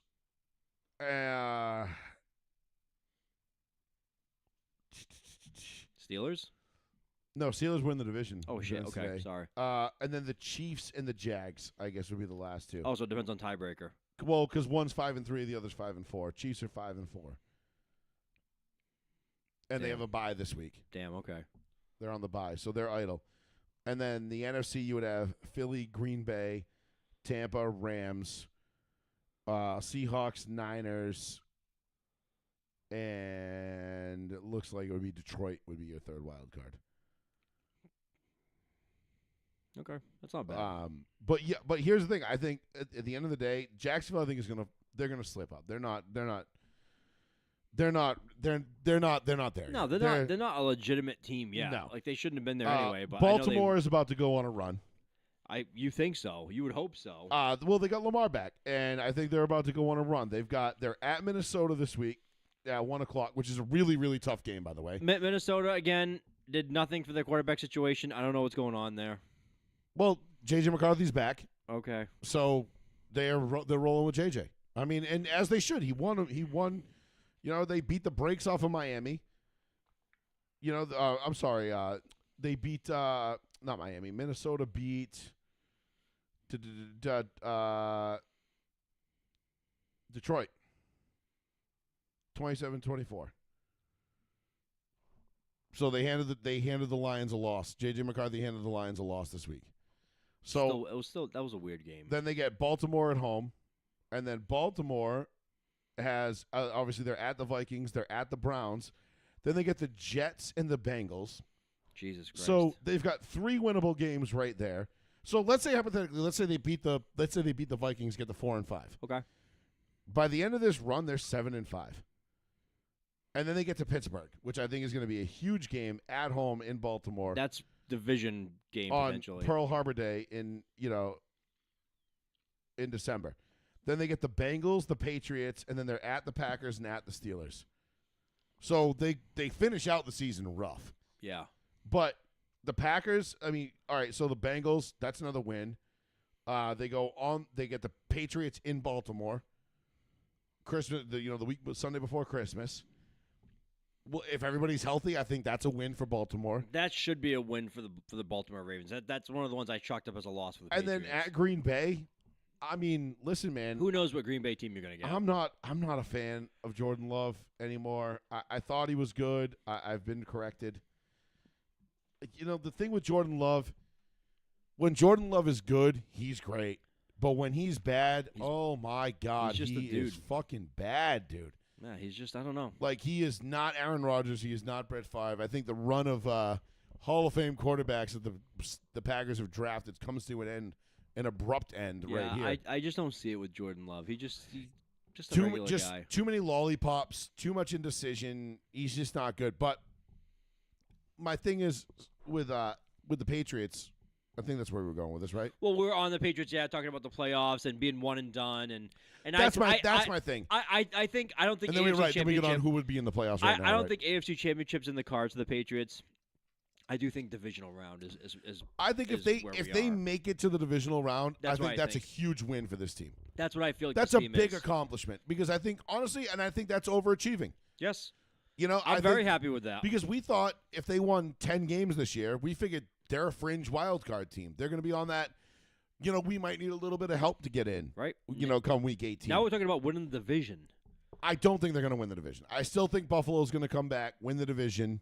New England's still going to be a wild card team, and they're going to have to go on the road, and they're going to have to play, like I said, in Denver, in Kansas City, in Baltimore, in Pittsburgh, in Buffalo. You know, depending on who gets that 1 seed, because right now, you know, it's like you said, it's Denver, New England, and Indy. Yeah. In that 1 seed. Of those 3 teams, if you told me I have to pick one to be the 1 seed at the end of the year, I'm taking the Denver Broncos all day because they're the most complete team. They have the 3rd best rushing attack in the league. Okay, so as good as Jonathan Taylor has been on the ground, that's all fine and well. They find a way to win games. They have the best defense in the league, and I don't even want to hear any talk about, you know, second best or, you know, advanced statistics and ADOTs and CPO3s and blah, blah, blah, blah, blah. CPO. You know, whatever fucking advanced metrics bullshit you fucking nerds want to throw out there. The Denver Broncos sack the quarterback more than anybody. They run the ball as good as anybody. They have an efficient passing game, albeit inconsistent. Mm-hmm. And they can move the ball. So, Indianapolis, again, you and I have been talking about the Indianapolis Colts. Like, we keep waiting for, like, the clock to strike midnight and that chariot to turn back into a pumpkin. Yeah. Maybe we saw a little bit of the shades of that on Sunday in Pittsburgh where they kind of got their asses kicked, you know? But Pittsburgh, again, but all of a sudden Pittsburgh decided to play like Pittsburgh's capable of playing defensively, and that's what we got. Because I think Pittsburgh is talent-wise, they have an excellent collection of talent on that defense. They have not played up to the level that I think anyone expected them to this year. No, I don't think so either. There's a lot of talk about Mike Tomlin being on the hot seat too already. People. But it seems like every year. Every year, Mike he's on the hot seat. He's leading the division, for Christ's sakes. I was like Bill Cowher too. Remember Bill Cowher at the end was like every year was in the hot seat. But you know what though? People can talk about Steelers coaches being on the hot seat. It doesn't fucking matter. Because the Rooneys don't fire fucking coaches for the sake of firing coaches. No. They're not going to fire Tomlin until Tomlin says, "You know what? I don't think I'm cut out for this anymore." That's when they'll get rid of Tomlin. And that's when they should get rid of Tomlin that day. But until then, you ride with him. So my thing is this, Sean. I think the Patriots are a good team, but they're very thin. They're one injury away on, if Gonzalez goes down at corner again, we're hurting. That secondary is fucked. If we lose Spillane at linebacker, we're in a lot of pain. And again, you can't account for injuries, and I'm not banking on injuries to derail their season, but this is the reality of the NFL. If those guys even have a bad game, they're fucked. They're a very thin team. They don't have a ton of depth. Technically, Drake May, not his best game. I know he had 2 touchdowns, 270 yards passing. 6 sacks. Sacked 6 times. I mean, the sacks are his fault. Against a team that's not particularly known for rushing the passer. No. I'm not saying that. I'm just saying, like, he had a fumble, which he did lose. He had an interception. Not his best game. They still won, but the Drake May for MVP shit needs to stop. Like, I mean, people keep like pointing to his statistics. I'm like, yeah, he's barely keeping up with Bo Nix. And Bo Nix's resume in terms of teams they've played is far greater than what Drake Mays is. You guys have been the Patriots have been feasting on bad teams. And it's not a knock on them. But this is what I told you was going to happen back in, May when the schedule came out. I told you this is how it was going to go. You didn't want to believe me. You thought the Patriots are going to be, we're going to be picking top 5. If we don't sign a wide receiver, we're going to be picking top 5. Oh, we signed Stephon Diggs. Cool. We're an 8-8 team now, or 8-9 team, 9-8. No, dude. I don't know what you're looking at, but this is a 10-win team. Drake May is that good. Now, but by me saying Drake May is good does not by any means mean that I think he's an MVP caliber quarterback. That's absurd. I mean, just look at what Bo Nix has done in the fourth quarter this year. That alone should be enough to win him MVP. Everybody jizzed their fucking pants over what Josh Allen did against Buffalo in the fourth quarter of the first week, and they were ready to name him MVP, or second week, and they were ready to name him MVP. That early in the season. Bo Nix has done that. What he did it against Philly, the Giants. He did it again against the Texans this week. Mm-hmm. They've done it against, granted it was the Jets, but it was the Jets in London, so it was kind of a fucky game. Mm-hmm. Bo Nix has done more than Drake May in terms of when he's done and what he's done. And it's not even close. Drake May's putting up stats. He's padding his stats. And, yeah, his numbers look good. But as far as MVP goes, no. Stop it. You can't have a schedule. I mean, what is the combined record of the Patriots' opponents right now? And I don't know. I don't have that in front of me. I'll look it up for you. I'm not, and I wasn't asking you to know. I didn't expect you to know that, but that would be a cool stat to know top of my head. I'd be like, I wonder what they are. All right, so listen, you got the fucking Raiders, trash. Dolphins, trash. Steelers, they lost 2. We did. But that's a good team, 5-3. Carolina, they beat, trash. Buffalo, they beat. Okay, good win. New Orleans, ass. Tennessee, ass. Cleveland, ass. Atlanta, mostly ass. Like, there's Carolina Panthers are actually now. I think the only two good teams you played were Pittsburgh and Buffalo. The Panthers are actually on the winning above 500 now. Because they managed to beat Jordan Love and the fucking idiot Packers. Which again, that's why I don't trust. That's why I can't get on the Packers bandwagon. Yeah, that was a pathetic loss. You can't lose to the Cleveland Browns and the Carolina Panthers in the same season and expect to be taken seriously. Sorry. I don't know what happens there. How do you lose to those teams? And you know what people will say, Sean? And I know what people will say because I know I can already hear it. Oh, we can only play who's on our schedule, man. We can only play who's on our schedule. Schedule's gonna get a lot tougher next year for the rest. Yeah, that's maybe it will, maybe it won't. No, it will because you have to play the higher division opponents. Oh, sure. So 2 games will get harder. Technically, I mean, if those 2 teams that you happen to match up with, whatever divisions those are, stay as good as they are this year, which, as you and I know, is not an easy thing to do in the NFL. Correct. So that doesn't mean shit to me either. Yeah. And, listen, I'm sure everybody who thought they were going to have to play Baltimore early in the season this year was sitting there shitting bricks going, fuck, we got to play Baltimore. And then Lamar goes down and you're going, fuck, we got to play Baltimore. Sweet. Yeah. Like, no big deal. So, again, the Drake May for MVP shit just needs to stop. I love it, though. I know you do. It cracks me up so bad. It just makes me so happy to have someone that's talked about that much. I don't think it's gonna. And I don't know why he's not doing happen. anything. Like, he's not doing anything crazy. People just want to talk about it because it's because it's been so long since we had a. Oh, because there are preschoolers that haven't seen a Super Bowl. I know. I know the joke. It's been a long 6 years. And that's the kind of shit that makes me hope like Drake May gets his spleen split like Andrew Luck and misses a fucking year or something, like, which I really don't because I like Drake May, but whatever. He plays for the Patriots now, so fuck him. He's very just calm and like even keel. But my thing is this: the Patriots are not a great team. They're a good team that's feasting on bad. They do not have a lot of depth on a bad schedule. They're not deep. It's gonna get exposed. Calm your fucking tits. Drake May is not MVP. Shut the fuck up with the MVP Drake May MVP bullshit. I know it's week 10 and we gotta drive the media machine needs to drive narratives and produce sell papers, if you will. But Drake May is nowhere near a fucking MVP candidate. Like I said, there's probably the fact that Jonathan Taylor is not even being mentioned in any of these MVP conversations that tells me everything I need to know that this narrative is completely manufactured. Because Jonathan Taylor's 14 total touchdowns? Yeah, is that as much as like Saquon had last year total? I don't even know. I don't know how many touchdowns Saquon has. I'll look it up. I'll look it up in a second. I got it. But you look at you figure he's got 14 touchdowns halfway through the season. I put him on pace for 28.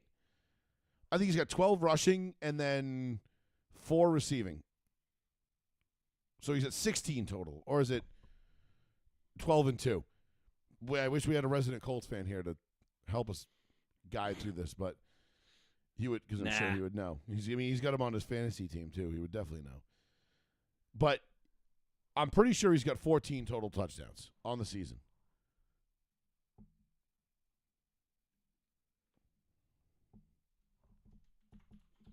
He had 13 touchdowns last year. Saquon only had 13 touchdowns last year? Yep. Rushing. Receiving, he had an extra 2. Let's see. This year, Jonathan Taylor has rushing 12, receiving 2, so 14. So all last year he had 15 receiving and running. He had 15 all last season. So Jonathan Taylor in 10 weeks has 1 less touchdown than Saquon did all of last year. Yes. And listen, I don't think Saquon's going to come close to 2,000 yards, which, ultimately you're going to have to be close to or above. You mean Jonathan Taylor? What did I say? You said Saquon. Sorry. Saquon did have 2,000 yards. He did. I don't think Jonathan Taylor is going to have close to Saquon's numbers in terms of yards. Because he's up there. Well, you figure he's 900 through the season. He's already had an 1,800-yard season under his belt in 2021. Taylor, that is. So I don't think if he doesn't eclipse that 2,000-yard mark as a running back, you're probably not going to win MVP. Okay. Unless you break, like you're like LT in 2006 and you break the touchdown record. He's on or pace, Sean Alexander in 05. Based on his current averages, if he keeps going at the race he's currently going, he's going to finish the year at 1,789 yards. Yeah, 1,700. So which would be actually his second best season. A hair shy of 1,800 yards, which is only 200 yards shy of 2,000. That's not. But that's still his second best season. He had 1,811 in 2021. But he only had 12 touchdowns that year. He's already has 12 touchdowns now with 900 yards. Call it 895 yards, whatever it is. And if you round up decimal spots, he's on pace for 24 total touchdowns. That's insane, dude. That's a lot. Like that, to me, the fact that nobody is talking about Jonathan Taylor as MVP right now is mind-boggling. Because that man is put the Colts offense on his back. Because he's a running back, that's why. Because they'll give it to Daniel Jones instead. Well, he's a running back in a flyover state, in a hayseed state. Nobody gives a shit. Like I always say, Sean, if you don't play in the NFC East or for the Pittsburgh Steelers, you're automatically at a disadvantage. if you don't play on the East Coast, you're at an even bigger disadvantage. At least teams on the East Coast, the Jets, the Giants, the Patriots, the Dolphins, East Coast teams are going to have that East Coast bias thing is real. Big time. Super real. But they'll say, they'll say that the speak idiot. They'll say Daniel Jones is the major reason why he's having such a good year. They'll say because Daniel Jones is playing so well, Jonathan Taylor is having a resurgence back in his career. We saw that in 2021 when he had 1,800 yards rushing without They'll give it to who was the quarterback in that year? It was not Rivers. Tyrod Taylor. Was it Rivers in 2021? Brissett? What was it? Jacoby Brisket. Oh, it was Carson Wentz. Ugh. That's right. That was the Carson Wentz year. Damn. Right, because that was the fall. He followed up Phillip Rivers. Dude, how many years? Carson Wentz has played how many different teams? 7? 6, 7? 6, 7. God damn it. Carson Wentz has played for Philly, Indy. Was he in Minnesota for a half a second? He's in Minnesota now. Oh yeah, right. No, right. He's in Minnesota now. So that's 3. Where the fuck else did he go? Did he go to the Rams? I don't think. No, that was Baker Mayfield. I thought. I thought what's his name? McVay collected everybody like some kind of Eagles, Colts, Redskins. Oh yeah, he was Rams. Yep. Okay, 5. Right, Chiefs. He was with the Chiefs. 6. And now the Vikes. So wait, say that again. 2, 3, 4, 5, 6.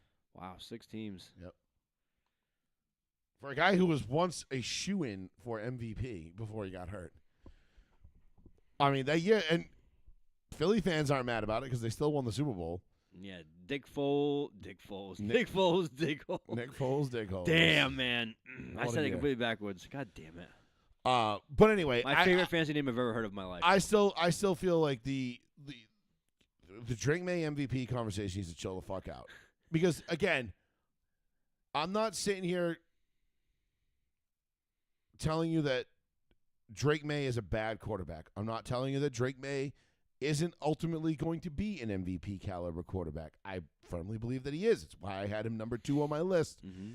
And 2 years ago when I wanted the Broncos to take a quarterback, I wanted Bo Nix number 1, Drake May number 2. Mm-hmm. Then there was Jaden Daniels number 3, which you and I both said we were very nervous about him and his career because we were very nervous that he was going to be injury prone because he was so small and so thinly framed.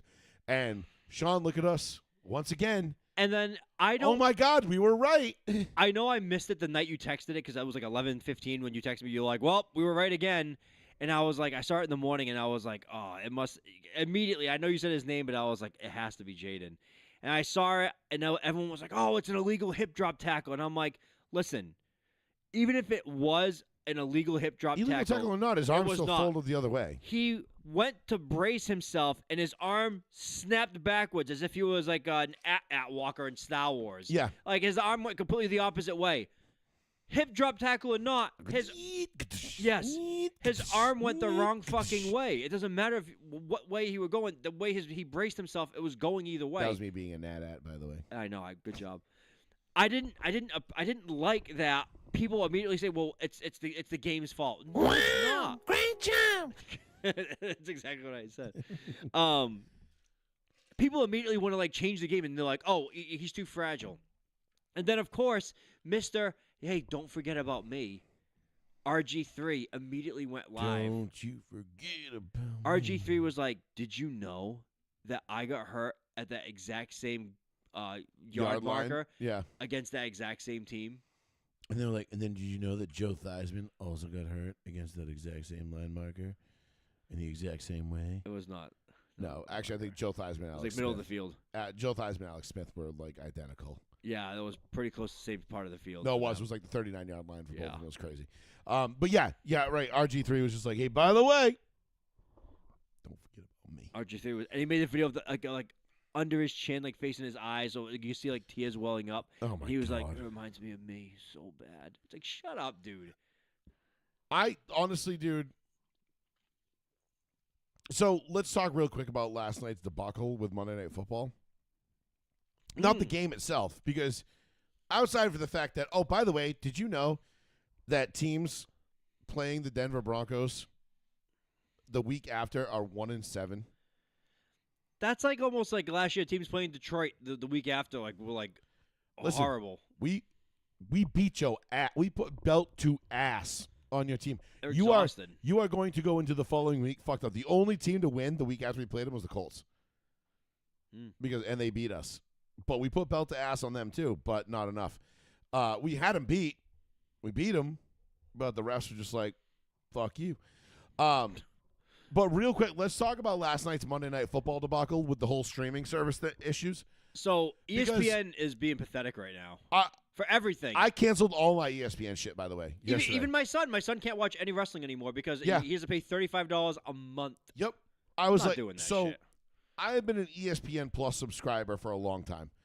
I used to watch it because I loved Peyton's Places, and they had a lot of content on there that I would like to get into, whether it was like 30 for 30s and all that kind of shit. Loved all that. Well, come to find out, 30 for 30s are all on Hulu anyway, or Netflix or whatever for whatever I'm already paying for. So I have really no need to have ESPN Plus, but I always kept ESPN Plus in my back pocket just in case, because at one point it was like $5.99 a month. Yeah, stupid. And I was like, whatever, I'll pay for it. Who cares? Because God forbid something happens, I can at least watch Monday Night Football. Well, or so you thought. Let's fast forward to last night. So last night, obviously the whole week leading up, all last week, this big thing about save your channels and blah, blah, blah. And Disney's going to pull all of its affiliate channels, and ABC and ESPN are included and all this shit. And I'm like, yeah, I don't fucking care, dude. Like, the Broncos don't play on Monday night for the rest of the year. I could give two fucks about Monday Night Football. Right. Now, don't get me wrong. I'm a huge fan of the Manning cast. Mm-hmm. I will go to my deathbed knowing that the Manning cast is the best way to watch Monday Night Football of all the various ways to watch Monday Night Football. That being said, when I went to watch Monday Night Football last night, I said, okay, well, YouTube TV and Disney are in a dispute. So Disney pulled all of its channels, meaning ABC, ESPN, so on and so forth, from YouTube TV's lineup. Yep. So I couldn't watch the Manning cast on YouTube TV. I said, fuck it. I'll go to I have ESPN Plus. I'll just go over there and watch it. Mm-hmm. Well, come to find out, my ESPN Plus subscription isn't enough to get live sports. So now they want me to bundle Disney Plus, Hulu Plus without ads, and ESPN Plus for the grand total like $39.99 a month. And I'm just like, no, I'm already paying you. And then I went on my Amazon thing. Come to find out, I'm paying them, I think it was like $15.99 a month for ESPN Plus. And I'm like, well, cancel that shit. And then come to find out, I'm paying, I was paying twice, once for monthly and once for annually. So they're hitting me annually and monthly. So they're hitting me for basically 120 $12 bucks plus 16, so $28 a month I was paying for ESPN Plus. And I'm like, oh, absolutely not. I canceled both of them. What you should have. And I'm like, if you think I am signing up for another fucking streaming service or more bullshit to watch Monday Night Football, you're out of your mind. I hope this blows up in ESPN's face so bad, because I feel like yesterday was like a line crossing in the sand type moment of where even you have guy J.J. Watt. I retweeted it. J.J. Watt went online and he was like, I'm not paying $35. He goes, I guess I'm just not going to watch Monday Night Football. I'm not paying $35 a month. And people underneath him were like, bro, you got plenty of money. And he's like, It's that not ain't the the point. point. He's like, that ain't the point. He goes, the point is now I have to sign up. He goes, I have to sign into another app, sign into that app, pay $35 a month, and go through double verification check-ins to watch a game. And he goes, no. No. And not even that. Fuck you. Yeah. I pay $100 and something bucks a month for YouTube TV. Let's call it $90 a month for YouTube TV. Right. I pay another $400 for fucking Sunday Ticket. I pay another fucking $50 for Red Zone. Right. So, all that being said, I'm into this for a lot of money. Then I got Amazon Prime, my Amazon Prime subscription. I've got Netflix. I've got Hulu. I've got Spotify. I've got Sirius. I've got, Peacock. Makes no sense. I've got ESPN Plus, Apple, all these streaming services. ESPN Deportes. And I'm sitting here going, How the fuck do I have all these streaming services? I'm paying all this money. Yes. When I buy the Sunday ticket, they say every game, every market, no matter what, except Monday nights and Thursday nights and Sunday nights. Oops. And maybe Saturdays. And sometimes maybe Saturdays. And possibly Christmas. Probably not Black Friday. And definitely not on Christmas because that'll be Amazon. What the fuck am I paying for? Right. What am I fucking paying for? And this shit chaps my fucking ass to no fucking end. Big because time. all these fucking idiots, I mean the consumers. Yes. Keep that, paying it. 5 years ago were like, oh, dude, I'm cutting the cable, man. It's the best fucking thing I've ever done. I'm saving so much money, bro. I'm saving something like, yeah, that'll be short-lived. Don't worry, you'll pay tenfold for that in 5 years. Nah, fuck that shit, bro.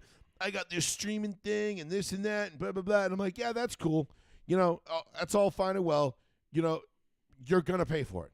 Yes. And now we're paying for it. Unfortunately, And yes. now we're all paying more money than we were before all this shit happened. Before streaming services, when it was like, when you had Comcast, Xfinity, whatever, DirecTV, and like Dish Network, like that was it. Those are your those are your three choices. Yep. You knew, like I went to DirecTV because they had the Sunday ticket. Correct. And that's what I did. I went to DirecTV because Sunday ticket. Did it suck when the wind blew in the wrong direction and I lost And you my had bad satellite weather? signal? Yeah. Sure. It sure did. And then that's when I started having to back up with streaming services. And I got streaming services. Mm-hmm. Now, I'm sitting here going, I can't even watch Monday Night Football last night because the fucking game, no matter what, I'm trying to sign in. I'm like, I have all these streaming services. And ESPN's like, we thank you for your $28 a month that you've been paying us, but that's not enough. We're actually going to need $48 a month. Yeah, we need $35. If you want to watch this really riveting game between the Cardinals and the Cowboys. And I'm like, you know what? No. So I canceled all my ESPN shit last night. You should have. And I'm glad you did. And I'm like, nope, I'm done. I'm done with you. I'm done with ESPN. Honestly, I didn't even know I was paying ESPN that much money. I'm actually kind of glad that I looked into it because it's one of those things that you just forget about. Mm-hmm. You'll get hit with an annual charge. You'll be like, what the fuck was that? Why did $120 just come out of my account? And they're like, oh, is your ESPN? And you're like, oh, well, whatever, fuck it. But I'm like, wait, I've been getting charged monthly for that. They've been double charging me now for God knows how long. Right. So at one point I signed up for the monthly, and then at one point I signed up for the annual, the premium, which I thought was the premium one, but I don't have the ESPN Plus Super Glizzy Gobbler Deep Throat Suck My Dick package, so I can't watch so I can't watch Monday Night Football. Yeah, and I forgot which NFL reporter. It wasn't Schefter. It wasn't Ian Rappaport, but someone tweeted out. Someone said, imagine you go buy season tickets for your favorite team. Yes, I saw that tweet. Yeah, and he goes, and week 11 comes, and you say, okay, here's my week 11 ticket, and your stadium goes, sorry, can't let you into this game, but here's a link that you can pay more money to purchase that ticket. Yeah. Here's a link to Ticketmaster. Go buy that ticket again. It's like, I purchased season tickets. Yeah, but not for this game. It doesn't count toward your season tickets. It's insane, dude. But again, and this is what I feel like people need to understand. And this is important. We as the consumers hold all the cards. Mm-hmm. If we showed this much discipline for a week, maybe two, we could make this whole thing do a 180. Like I've been saying these last couple of weeks with the betting scandals in the NBA and all the rigging and all the bullshit, make them beg for us. Right now, they have us over a barrel. Yep, big time. They have us addicted. They have us comatose and completely asleep. And we just keep saying, yup, accept. Yep, I read the rules. I don't care. Take my money. I don't care. Take my money. Yeah. That's literally what it's become. And then it's Disney Plus. It's Netflix. It's Paramount. And then Netflix Peacock, is going to be like, you have Netflix, but now we have Netflix Plus that has even more exclusive stuff. I hope not. It's coming. It's coming because they can't. They have to justify ways to get more money out of you. I mean, Netflix, I went for when I first got YouTube TV, it was $50 a month. Yes. Now it's like $100. Like, and you know what? Honestly, it's one of the best TV services I've ever had, Mm-hmm. and I'm happy with it. So I'm okay with that. Okay. And honestly, I'm used to paying that. But what did you really think? Did you really think that YouTube TV was going to keep their prices at $50 a month because we're in it for the little guy? We want to help the consumer. No, they're in it to make fucking money off you, you fucking idiot. Yeah. You think they're not going to bend you over and take you for every fucking dime you're worth, you fucking dipshit? Like, what is this, your first fucking day? You retard? Now, at least I'm cognizant and aware enough to know I'm paying for something and I know I'm getting fucked. I know I'm getting fucked, but that's okay. Because you know what? There is a fucked to satisfaction scale where, you will tolerate getting fucked as long as the satisfaction outweighs the getting fucked.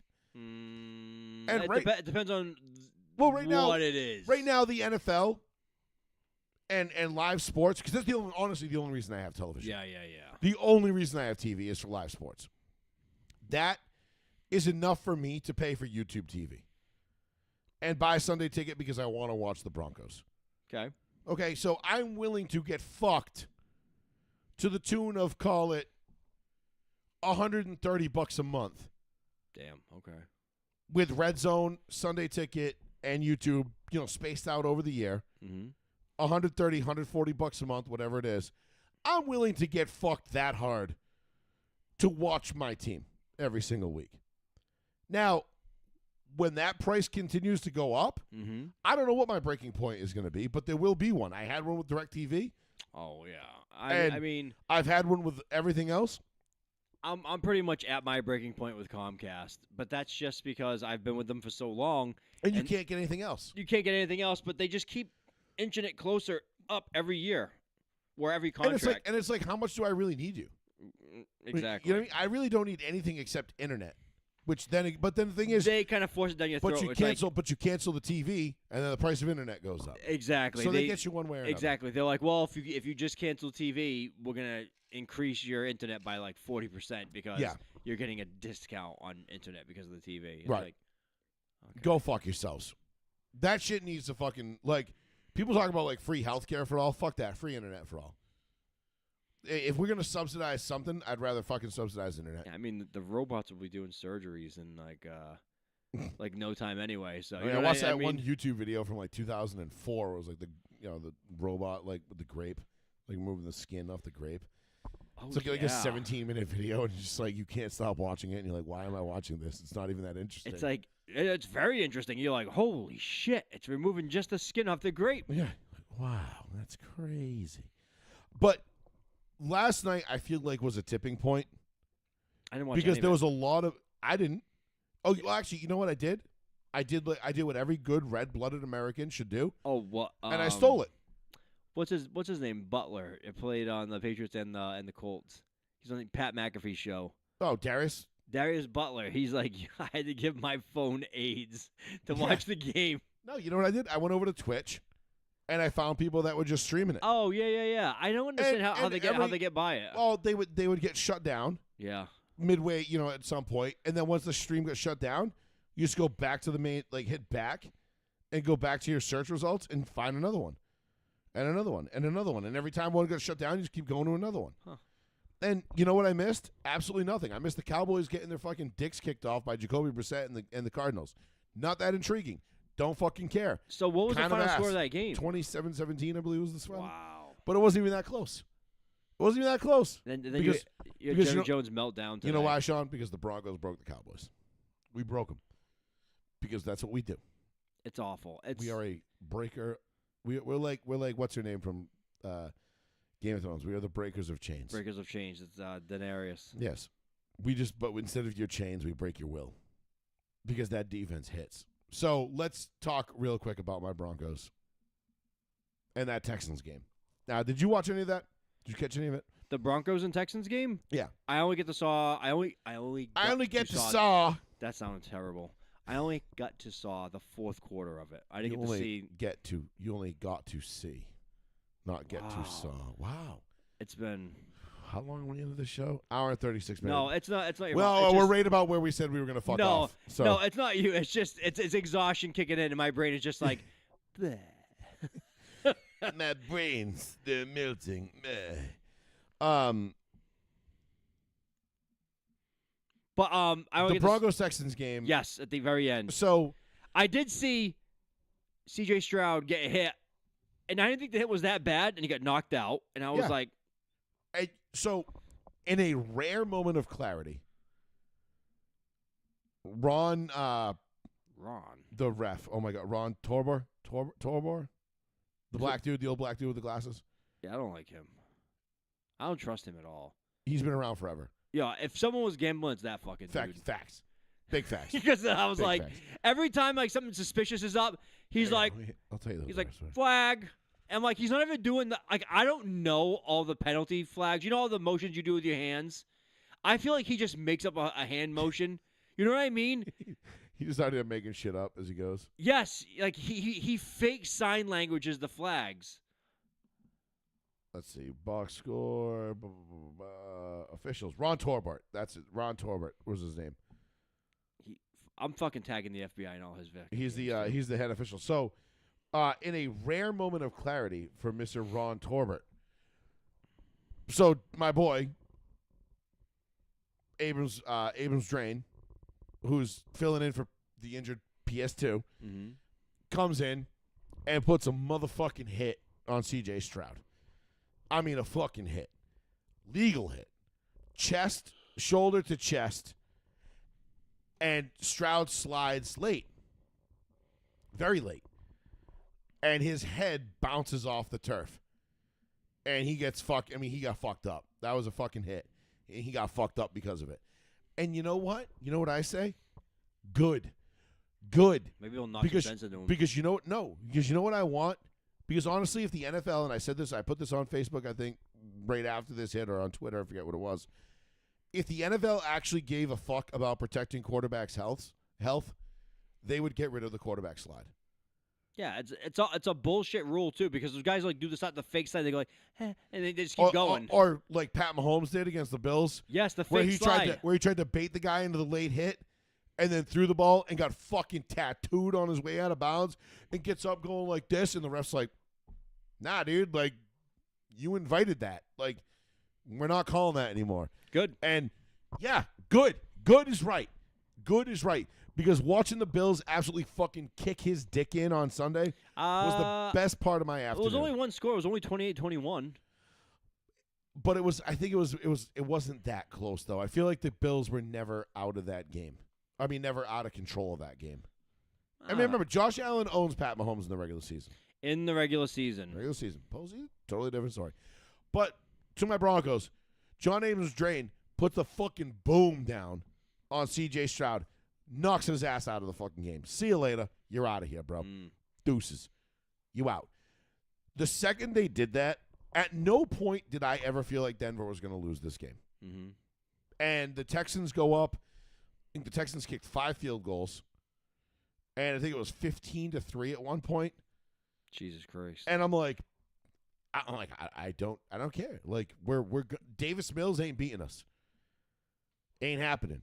Like Davis Mills is still the team's backup. Yeah, long neck motherfucker. Outside of a muffed punt and like a lousy interception by Bo Nix, the Texans had no business. They weren't moving the ball at all.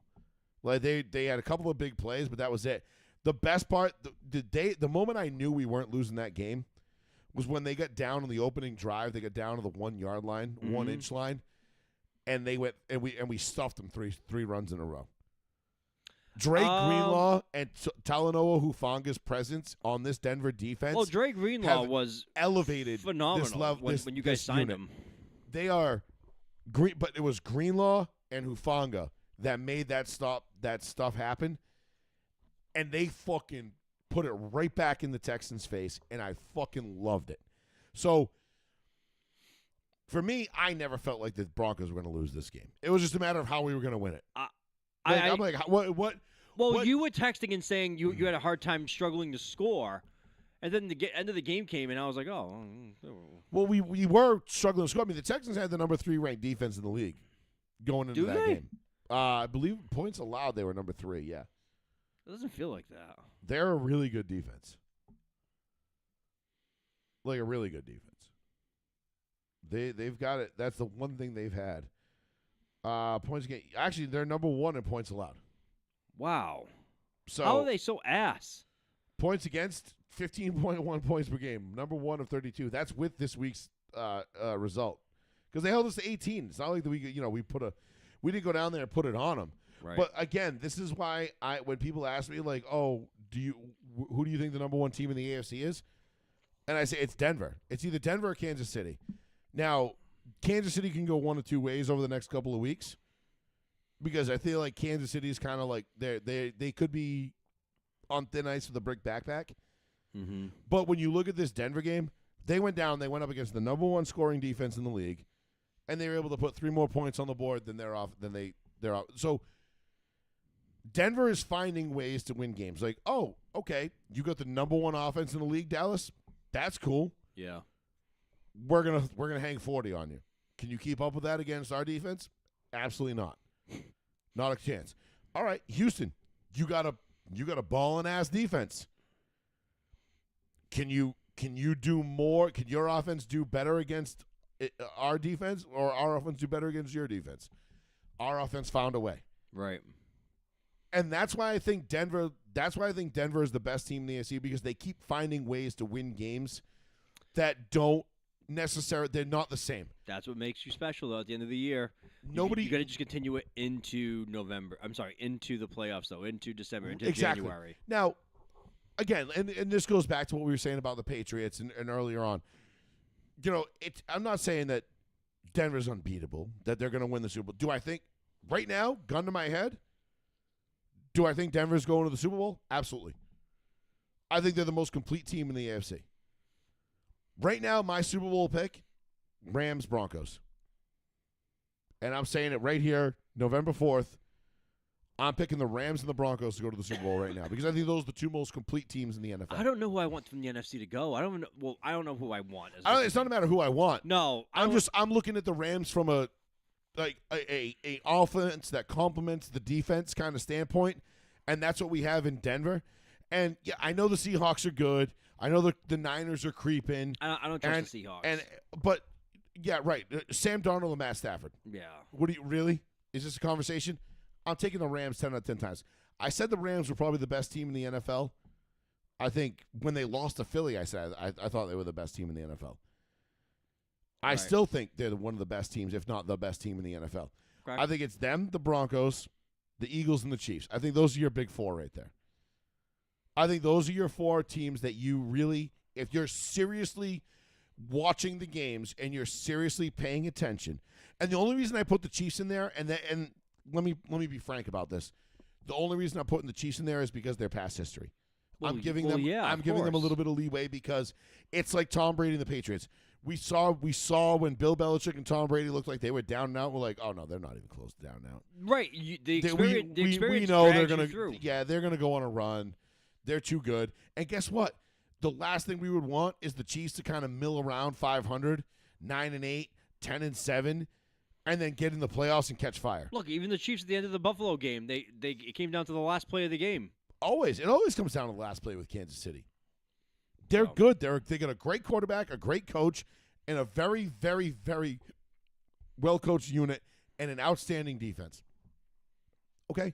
So, all that being said, right now, Rams-Broncos is my Super Bowl pick. I don't think anybody from the NFC I'm in love with right now. Give me 1 second. I mean, could I see Philadelphia getting in? Absolutely. Could I see the Lions getting in? Absolutely. But the Packers, you're out. You know, the Bucs would be a great story. I think that would be fun. I'd love to see that. You know what I mean? Bucs Broncos would be fucking amazing. What a visual in terms of jersey like contrast that would be. You know, that would be outstanding. Dallas, they're out. You know, the Giants were fun for about 2 weeks. They ain't going anywhere.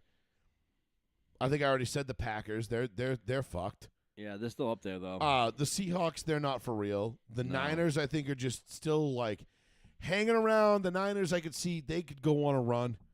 You know, if they get healthy and get hot at the right time, they got a defense that could get them there. But again, Sean, it comes down to what two teams do I think have the best offense and the best defense that complements each other, and it comes down to the Rams and the Broncos. To me, that's it. You might be right with the Rams. Like, I mean, nobody's talking about the Rams in the NFC. It's all about Philadelphia and Dallas and Detroit and Minnesota. And I love the Vikings too. I would love to see the Vikings, but you and I know the Vikings are just the NFC version of the Chargers. no, the Vikings. They're gonna find a way to fucking screw this up. No, the Vikings are outside looking in right now. But I think they're good enough with J.J. McCarthy back to get on a run, and they're gonna be in the playoffs. Well, let's see if they even make it first. They'll be in there. They'll be in there. Purple teams this year aren't doing well. I gotta say, I do have to say, if the Vikings get in, that's a scary team. Because that defense is vicious, and J.J. McCarthy's a gamer, bro. You know what I mean? We haven't seen a lot of him, but what we have seen of him has been pretty fucking impressive. I loved him in Michigan, and he says Justin Jefferson. It's all you need. You need one big guy. Listen, bro, they can get after it. But I just, again, gun to my head right now, Rams-Broncos is my Super Bowl pick. Okay. And I'll go with that. You know, the Broncos we've got the Raiders on Thursday night. That should be a nice little lay up and in. Then we get 10 days to prepare for Kansas City, who's going to be on their bye week this week. Yep. So it kind of actually works out in the Broncos' favor that we play a pretty abysmal opponent, albeit a division opponent, on Thursday. But at least it's at home. Yes. Thank God. Then you got 10 days to rest and then we should have 10 days to get ready for the Chiefs, which is only 3 less days than they did. And then we've got that. That's a big fucking game. Sunday afternoon. Mm-hmm. Is that a 425 game? Or 425. They can't flex that out? I don't think so. I think the deadline for that is passed. Already? Yeah, I think it's going to be 2 weeks. I think they have to give 2 weeks notice for that. And it's not because of the teams. The teams don't give a shit. It's about the networks. Yes, because the networks always have to put a kibosh on it. Yeah. That will be a 425 game. But CBS doesn't want to get. They're not going to want to give that up. That's going to be the Nance Romo special. You know what I mean? They're not looking to give that game up. They don't want to see that flex to NBC on Sunday night.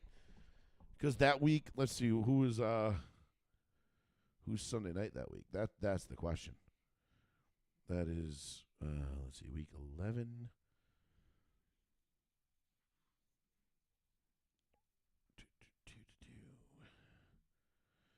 Week 11. Come on. Don't be gay. Come on. Oh, Lions. No, Lions Eagles. There's Lions the Sunday Eagles night game. Okay. Yeah. So you get. That's a good one. So, bro, what a day for football that is. Like, if you can only watch 3 games that day, you got Tampa at Buffalo at 1. Okay. Because your Patriots play the Jets on Thursday. Yep. You got Tampa, Buffalo at 1. Broncos, Chiefs at 4. Detroit, Philly at fucking 8. Are you shitting me, dude? That's great. That's a great day. That's a great lineup for that Sunday. And then we get a fucking dud on Monday night with the Cowboys and the Raiders. Like, what absolute ass shit is that? So we can basically just skip that Monday. And not for nothing either. Seahawks Rams at 4 o'clock on that Sunday as well. That's a ball and fucking slate of games right there. That's gonna be a big division. That's a implications. lot of implications there. So again, the Houston Texans, the Houston Texans and the Denver Broncos game on Sunday. People were bitching and complaining about the hit that Abrams Drain put on C.J. Stroud, claiming it was dirty, including Al Jazeer Shahir, the safety, who knocked the fuck out of Trevor Lawrence last year. Yeah. And D'Amico Ryans, their head coach. Both explicitly said that they had a problem with the hit that Abrams Drain put on their quarterback on Sunday. Yet, last year, when they knocked Trevor Lawrence out on a game that Al Jazeer or Al Shahir got ejected from, they had no problem with that hit. They're like, oh, no, we were just playing a ball. He slid late. Yeah, but you went to his head. Abrams Drain went to C.J. Stroud's chest. He didn't hit him in the head. And that's why Ron Torbert in a rare moment of clarity, like I was about to say, they picked up the flag, Sean. Yeah. So we saw a franchise quarterback get knocked the fuck out, and the refs went, it was actually clean, guys. Sorry, and they picked up the flag. Yeah, because it's Fourth down, see you later, get off the field. It's not fair. That's why. It's not. And again, if the NFL really cared about player safety, they get rid of they get rid of the quarterback slide rule. Either you're a runner or you're not, but you can't slide anymore. I hate that slide rule. You can't. It's stupid. It shouldn't be a rule. You can't just go out and just give yourself a. Oh, I'm sorry. Like no, you can't do that because it gets more guys hurt than it doesn't. But the NFL doesn't actually care about player safety. No. They just care about what works for them. So the Broncos find a way to win this one. They score 2 touchdowns late. Cortland Sutton beat Stingley Jr. for a 30-yard touchdown on a post pass. It was fucking beautiful. I saw that play. Beautiful. I have Cortland on my team. And you know what the best part was is that Bo had just missed Evan Ingram. What should have been a touchdown. Like a play earlier. The very play before that on second down, 3rd down and 10 goes right back to basically the same route area, and hits Sutton on a touchdown, which lets me know my quarterback's got big ones. He's got cojones. He's got some diesel ass nuts because he ain't afraid. And here's the thing. Do I think the Broncos, if I'm, like I said, gun to my head right now, I think the Broncos and the Rams are the 2 best teams in each conference. Correct. That could go to the Super Bowl right now. Correct. What I want to see more out of the Broncos, more going forward to etch this in stone and really make me feel like, because I really feel like this team could win a championship. That defense is fucking ferocious. What I want to see more out of that defense, turnovers. It's the one stat that we are not leading in. Turnovers. I don't feel like a lot of teams are making a lot of turnovers this year, though. Turnovers are hard to come by in this day and age, but if you're going to be a legendary good defense, right, you got to get turnovers. You got to score on defense. You got to get turnovers. You got to give your offense short fields. You know what I mean? We know the formula, right? Mm-hmm. And then the other thing is Bo Nix has got to get just this much better, Sean. I mean, this much better on connecting on those deep balls. They have been like fingertip balls all year. If they start hitting on 1 or 2 of those a game, it's a wrap. It's a wrap. Like Aqib Talib said, they start hitting on them deep balls, we winning the fucking chip, bruh. We winning the fucking chip. Because defenses hate the deep balls. You know and I know the deep ball is the biggest bitch in the world to defend. Yeah. Because it's either huge chunk because plays. you have to be fucking perfect on defense, otherwise it's a huge chunk penalty. Or if you're not perfect, he goes up, he makes the catch, it's a big chunk play, or worse, you had a touchdown.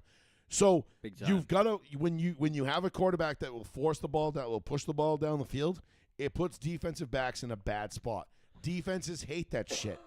You got to go after them. So I think Denver, in terms of the way, and plus they've got the 3rd best rushing attack with R.J. Harvey and J.K. Dobbins. I mean, J.K. Dobbins might be the steal of free agency at this point.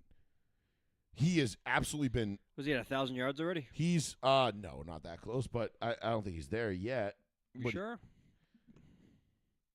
He's having himself a fucking year. He's been so effective in the run game. It's unbelievable. J.K. Dobbins rushing 695 yards, 4 touchdowns on 135 attempts. He's averaging 5.1 yards a carry. Jesus Christ. Give him the ball twice in a row. Call it a day. That's kind of where we're at. You know, R.J. Harvey, 4.5 yards a carry. You know, so our running backs they're running the ball. They have an effective a rushing attack. They have a effective passing attack. They're going to be a good team come January. They have all the markings of a good team that you want when December turns to January. So we've got the Raiders on Thursday. I'm hoping this is just going to be a quick little, no Jacoby Myers even. Got traded to the Jaguars today. That's like an FU. I mean, I think it's good for Jacoby. Oh, he wanted to go anywhere. Yeah, get the fuck out of Oakland, man. The Raiders are shit. They're just such shit. He was like, send me anywhere. Max Crosby and Ashton Genty, I feel bad for because they're good players, and I feel terrible for them having to be stuck there. But whatever, dude. You guys signed Max, you signed the extension there. Gino too. Genty, you just got drafted. It's a bad beat, dude. Sorry, man. Nothing you can do about that. But the Raiders are a shit tier franchise. They are ass, and I hope the Broncos just kind of go in on Thursday night. We just kind of walk through them a little bit, Probably. I think like a nice 38-7 win would be nice. That'd be ideal. That's a huge blowout score if it's 38-7. Could you not see that? No, I'm thinking we hang a 40 burger on them. I mean, I don't know who they're gonna. I don't know. Hey, if The you only- do, you do. The only thing stopping the Denver Broncos is themselves. There are three things that have stopped the Denver Broncos so far this year. Number one, the refs. Number two, themselves. Number three, themselves again. Oh, sorry, the team they're playing. Yeah, because they've contributed. I was like, what is it, the Fight Club rules? Yeah. Rule number 1, don't talk about Fight Club. But Rule number 2. Between the refs and themselves, nobody can stop. Those are the only two things stopping the Broncos. Okay. And like I said, I've watched every play of the year so far. And, I mean, listen, bro, the racism against Riley Moss has got to stop. Stop penalizing him because he's white. That's what you're doing. Refs, that's what you're doing. You racist piece of shit. It's Torbor. Fucking Ron Torbert. Fucking. He's in the wrong part of the field. Dude, he's the one. Every time I see him, I'm like, fuck. I know we're in for one. And who was it too? Who else was it? I forget who it was that was like talking shit about the refs the other day. Like, fuck these refs. They're out there fucking pumping iron all fucking week, and they're like, yeah, look at me, I'm on TV flexing and all this shit. Man, get the fuck off my TV. I don't know if it was Aqib Talib, Richie Incognito. It sounds like Aqib Talib. Somebody. It was funny, though. It was funny as shit. But anyway, I'm high on the Broncos going forward. I know they didn't make a move at the trade deadline. And honestly, like, the Jalen Waddle talk was really thick and heavy. I was 50-50 on whether, like, if we got him, great. If we didn't. That would have been a big piece, I thought. But, Sean. Offensively, anyway. Honestly, I don't think we would have gained. Again, it comes down to value. Mm-hmm. I think the guys that we have in the room right now are perfectly capable. And I think, honestly, by maybe this is a Sean Payton, George Payton scheme, to mentally challenge the players.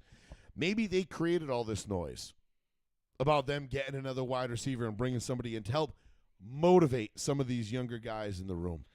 I mean, plausible. I mean, but it's tough to do that mid-season because usually, like, your team. Like, you usually go out and get a guy.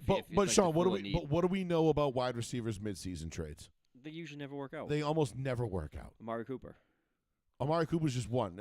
Charles Rogers to Dallas in 2008 is another one. Well, you name so many. of them. Odell to the Rams really didn't do anything. The Rams were going to win that Super Bowl. Oh no, that wasn't a mid-season trade. I think they got him in free agency. Or no, was it a mid-season trade? I think it was a mid-season. It was trade. a mid-season trade. In that it was looking like that one was actually going to be productive, but he was already going to a stacked fucking team. Yes, the Von Miller trade was way more valuable than Odell. Mm-hmm. So very rarely, if ever, do receivers going to different teams mid-season work out. So that's why I'm hesitant. Like, Rashid Shaheed went to the Seahawks for like a 4th and a 6th. Yeah. And I'm like, all right, that's cool. But Denver already has Rashid Shaheed and Marvin Mims. They're basically the same player. We don't need another Marvin Mims. We needed somebody more like a Jalen Waddle. It's like, that could get open. But is Mims as fast as Shaheed is, though? Oh, yeah.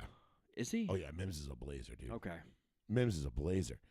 So, again, I don't think we necessarily needed to go get Jalen Waddle. If we got him, cool. Great. It's just another wrinkle that Sean Payton can use. But also, I don't want to sit here for 4 weeks while Jalen Waddle goes, has 12 catches over 4 games for 104 yards and 1 touchdown. Everybody's sitting here going, well, what did we just waste a first-round pick for? And now we got to pay him on top of it because he's, you know what I mean? He's under contract. Now we got to pay him. I think is it this year or next year he's coming out? It doesn't matter. We were going to have to pay him one way or another. Yeah. You know what I mean?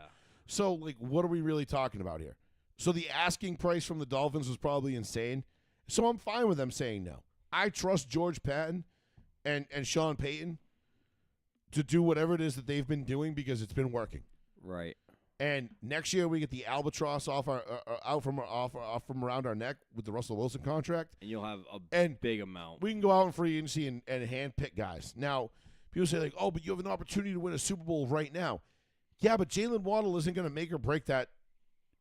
If you ask anybody objectively, does Jalen Waddle put you over the top right now? No. The answer is no. No team right now can. Absolutely not. So, at no point does a wide receiver ever really put you over the top. Midway through the season. No. Now, when you get him in March in free agency or in the offseason, he gets a full camp. But they help you regular season only. Like the only person you could ever really make an argument for was Cooper Kupp in that one Rams season in which he was just phenomenal from week 1 to the Super Bowl. And other than that, like there's nobody really else you can make that argument for. No. You really, honestly, you can't. I mean, it takes it, and that's the beauty of it. It's a collective effort. I feel like the Broncos did the right thing by not overpaying for a Jalen Waddle, you know, or whoever. Like, I mean, I know David Njoku's name was, floated out there, but he didn't get moved at all. We have Evan Ingram. You know what I mean? Like, we've got Ingram. I know we just signed Mercedes Lewis. You know, he's a 41-year-old freak, but he did his job on tight Sunday. end. Yeah, but we just brought him in to block. I'm so shocked he's still around. He's 41, dude. He's 41. He was drafted in 05, I want to say. My God. I mean, the dude's a beast. Can't believe that dude's still playing. Me neither. But anyway, that's my piece on the Broncos. We win. The Texans lose. We sweep the state of Texas. We swept the state of New Jersey. We swept the state of Texas. Because the Giants and Jets don't play technically No, I know. in New York. Nobody's playing in New York besides Buffalo. Yep. So, we're doing all right. 7-2. We're top of the AFC West at this point. With Thursday night game, so we get the Raiders this week on Thursday night, the Chiefs at home, our bye week, and then we get the Commanders on the road. It's going to be really interesting. And then the Raiders in Las Vegas. So we have the next 4 games are bookended by the Raiders with the Chiefs and the Commanders sandwiched in the middle. If the Broncos don't come out of this 3-1, I'll be shocked. If 4 weeks from now, like basically the first week of December, we're going to know who's really going to be in first place. Because by that point, we're going to have, 3 games to go at that point? Because that'll bring us into week 14. So we'll have 14, 15, 16, 17. So we'll have 4 games left. Yeah. Because we'll be going into week 14. Final month of the season.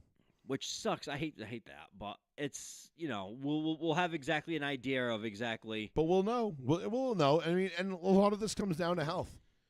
You know what I mean? Like, this all comes down to, like, can you keep a guy? Because, if Bo Nix goes to run and ends up folding his arm in half like Jaden Daniels, hey, man, listen, I love Stid the kid, but season's over.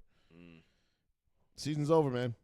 Yes, and that sucks. Stid's not carrying you anywhere. That sucks, but if May goes down, Dobbs, oh, my God. I saw him come in the other day. Holy shit. It's a wrap. So, you know what I mean? You got to stay healthy. You got to play, you know what I mean? And stay as healtly as you can. Hit the alien music. Yeah, just launching shit out there on the sideline. But we'll see what happens. We'll be back. All right, so we can leave it there, right? Are we good there? I think good. so. Yeah, 2 hours, that's good. All right, let's leave it there. We'll be back next Tuesday night. Me and Sean. Maybe Paul. Maybe not. We don't know. We keep his seat warm. Paul left the sweatshirt here. He did. It shrunk. How long he's been gone? It shrunk. He's been gone so long, it shrunk. His nice secret lab chair, his Titan Evo, sitting there just empty, unused. Collecting dust. Yeah.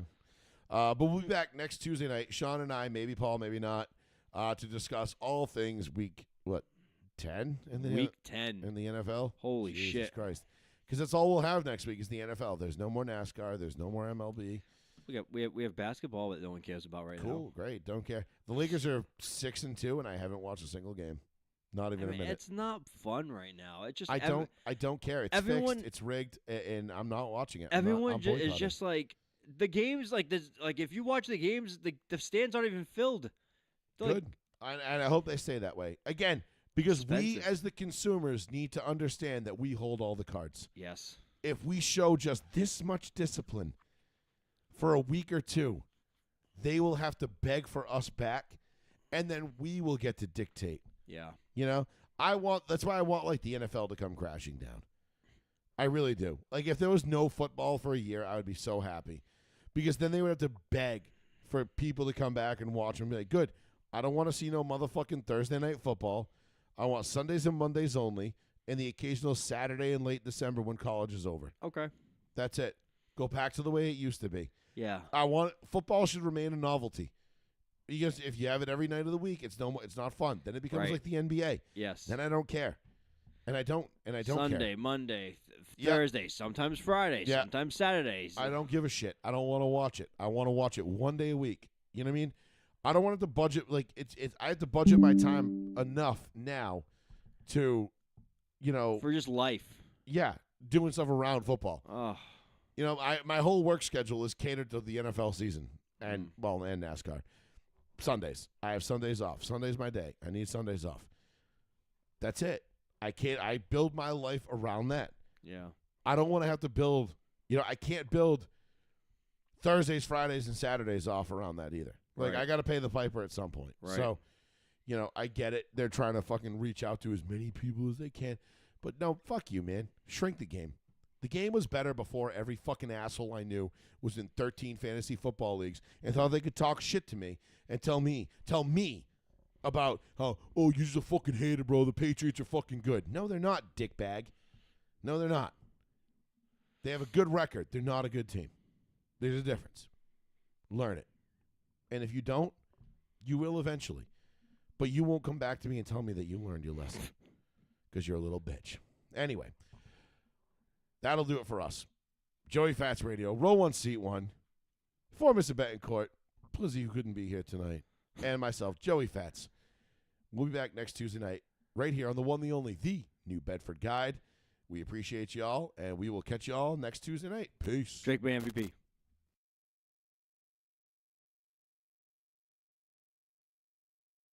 It's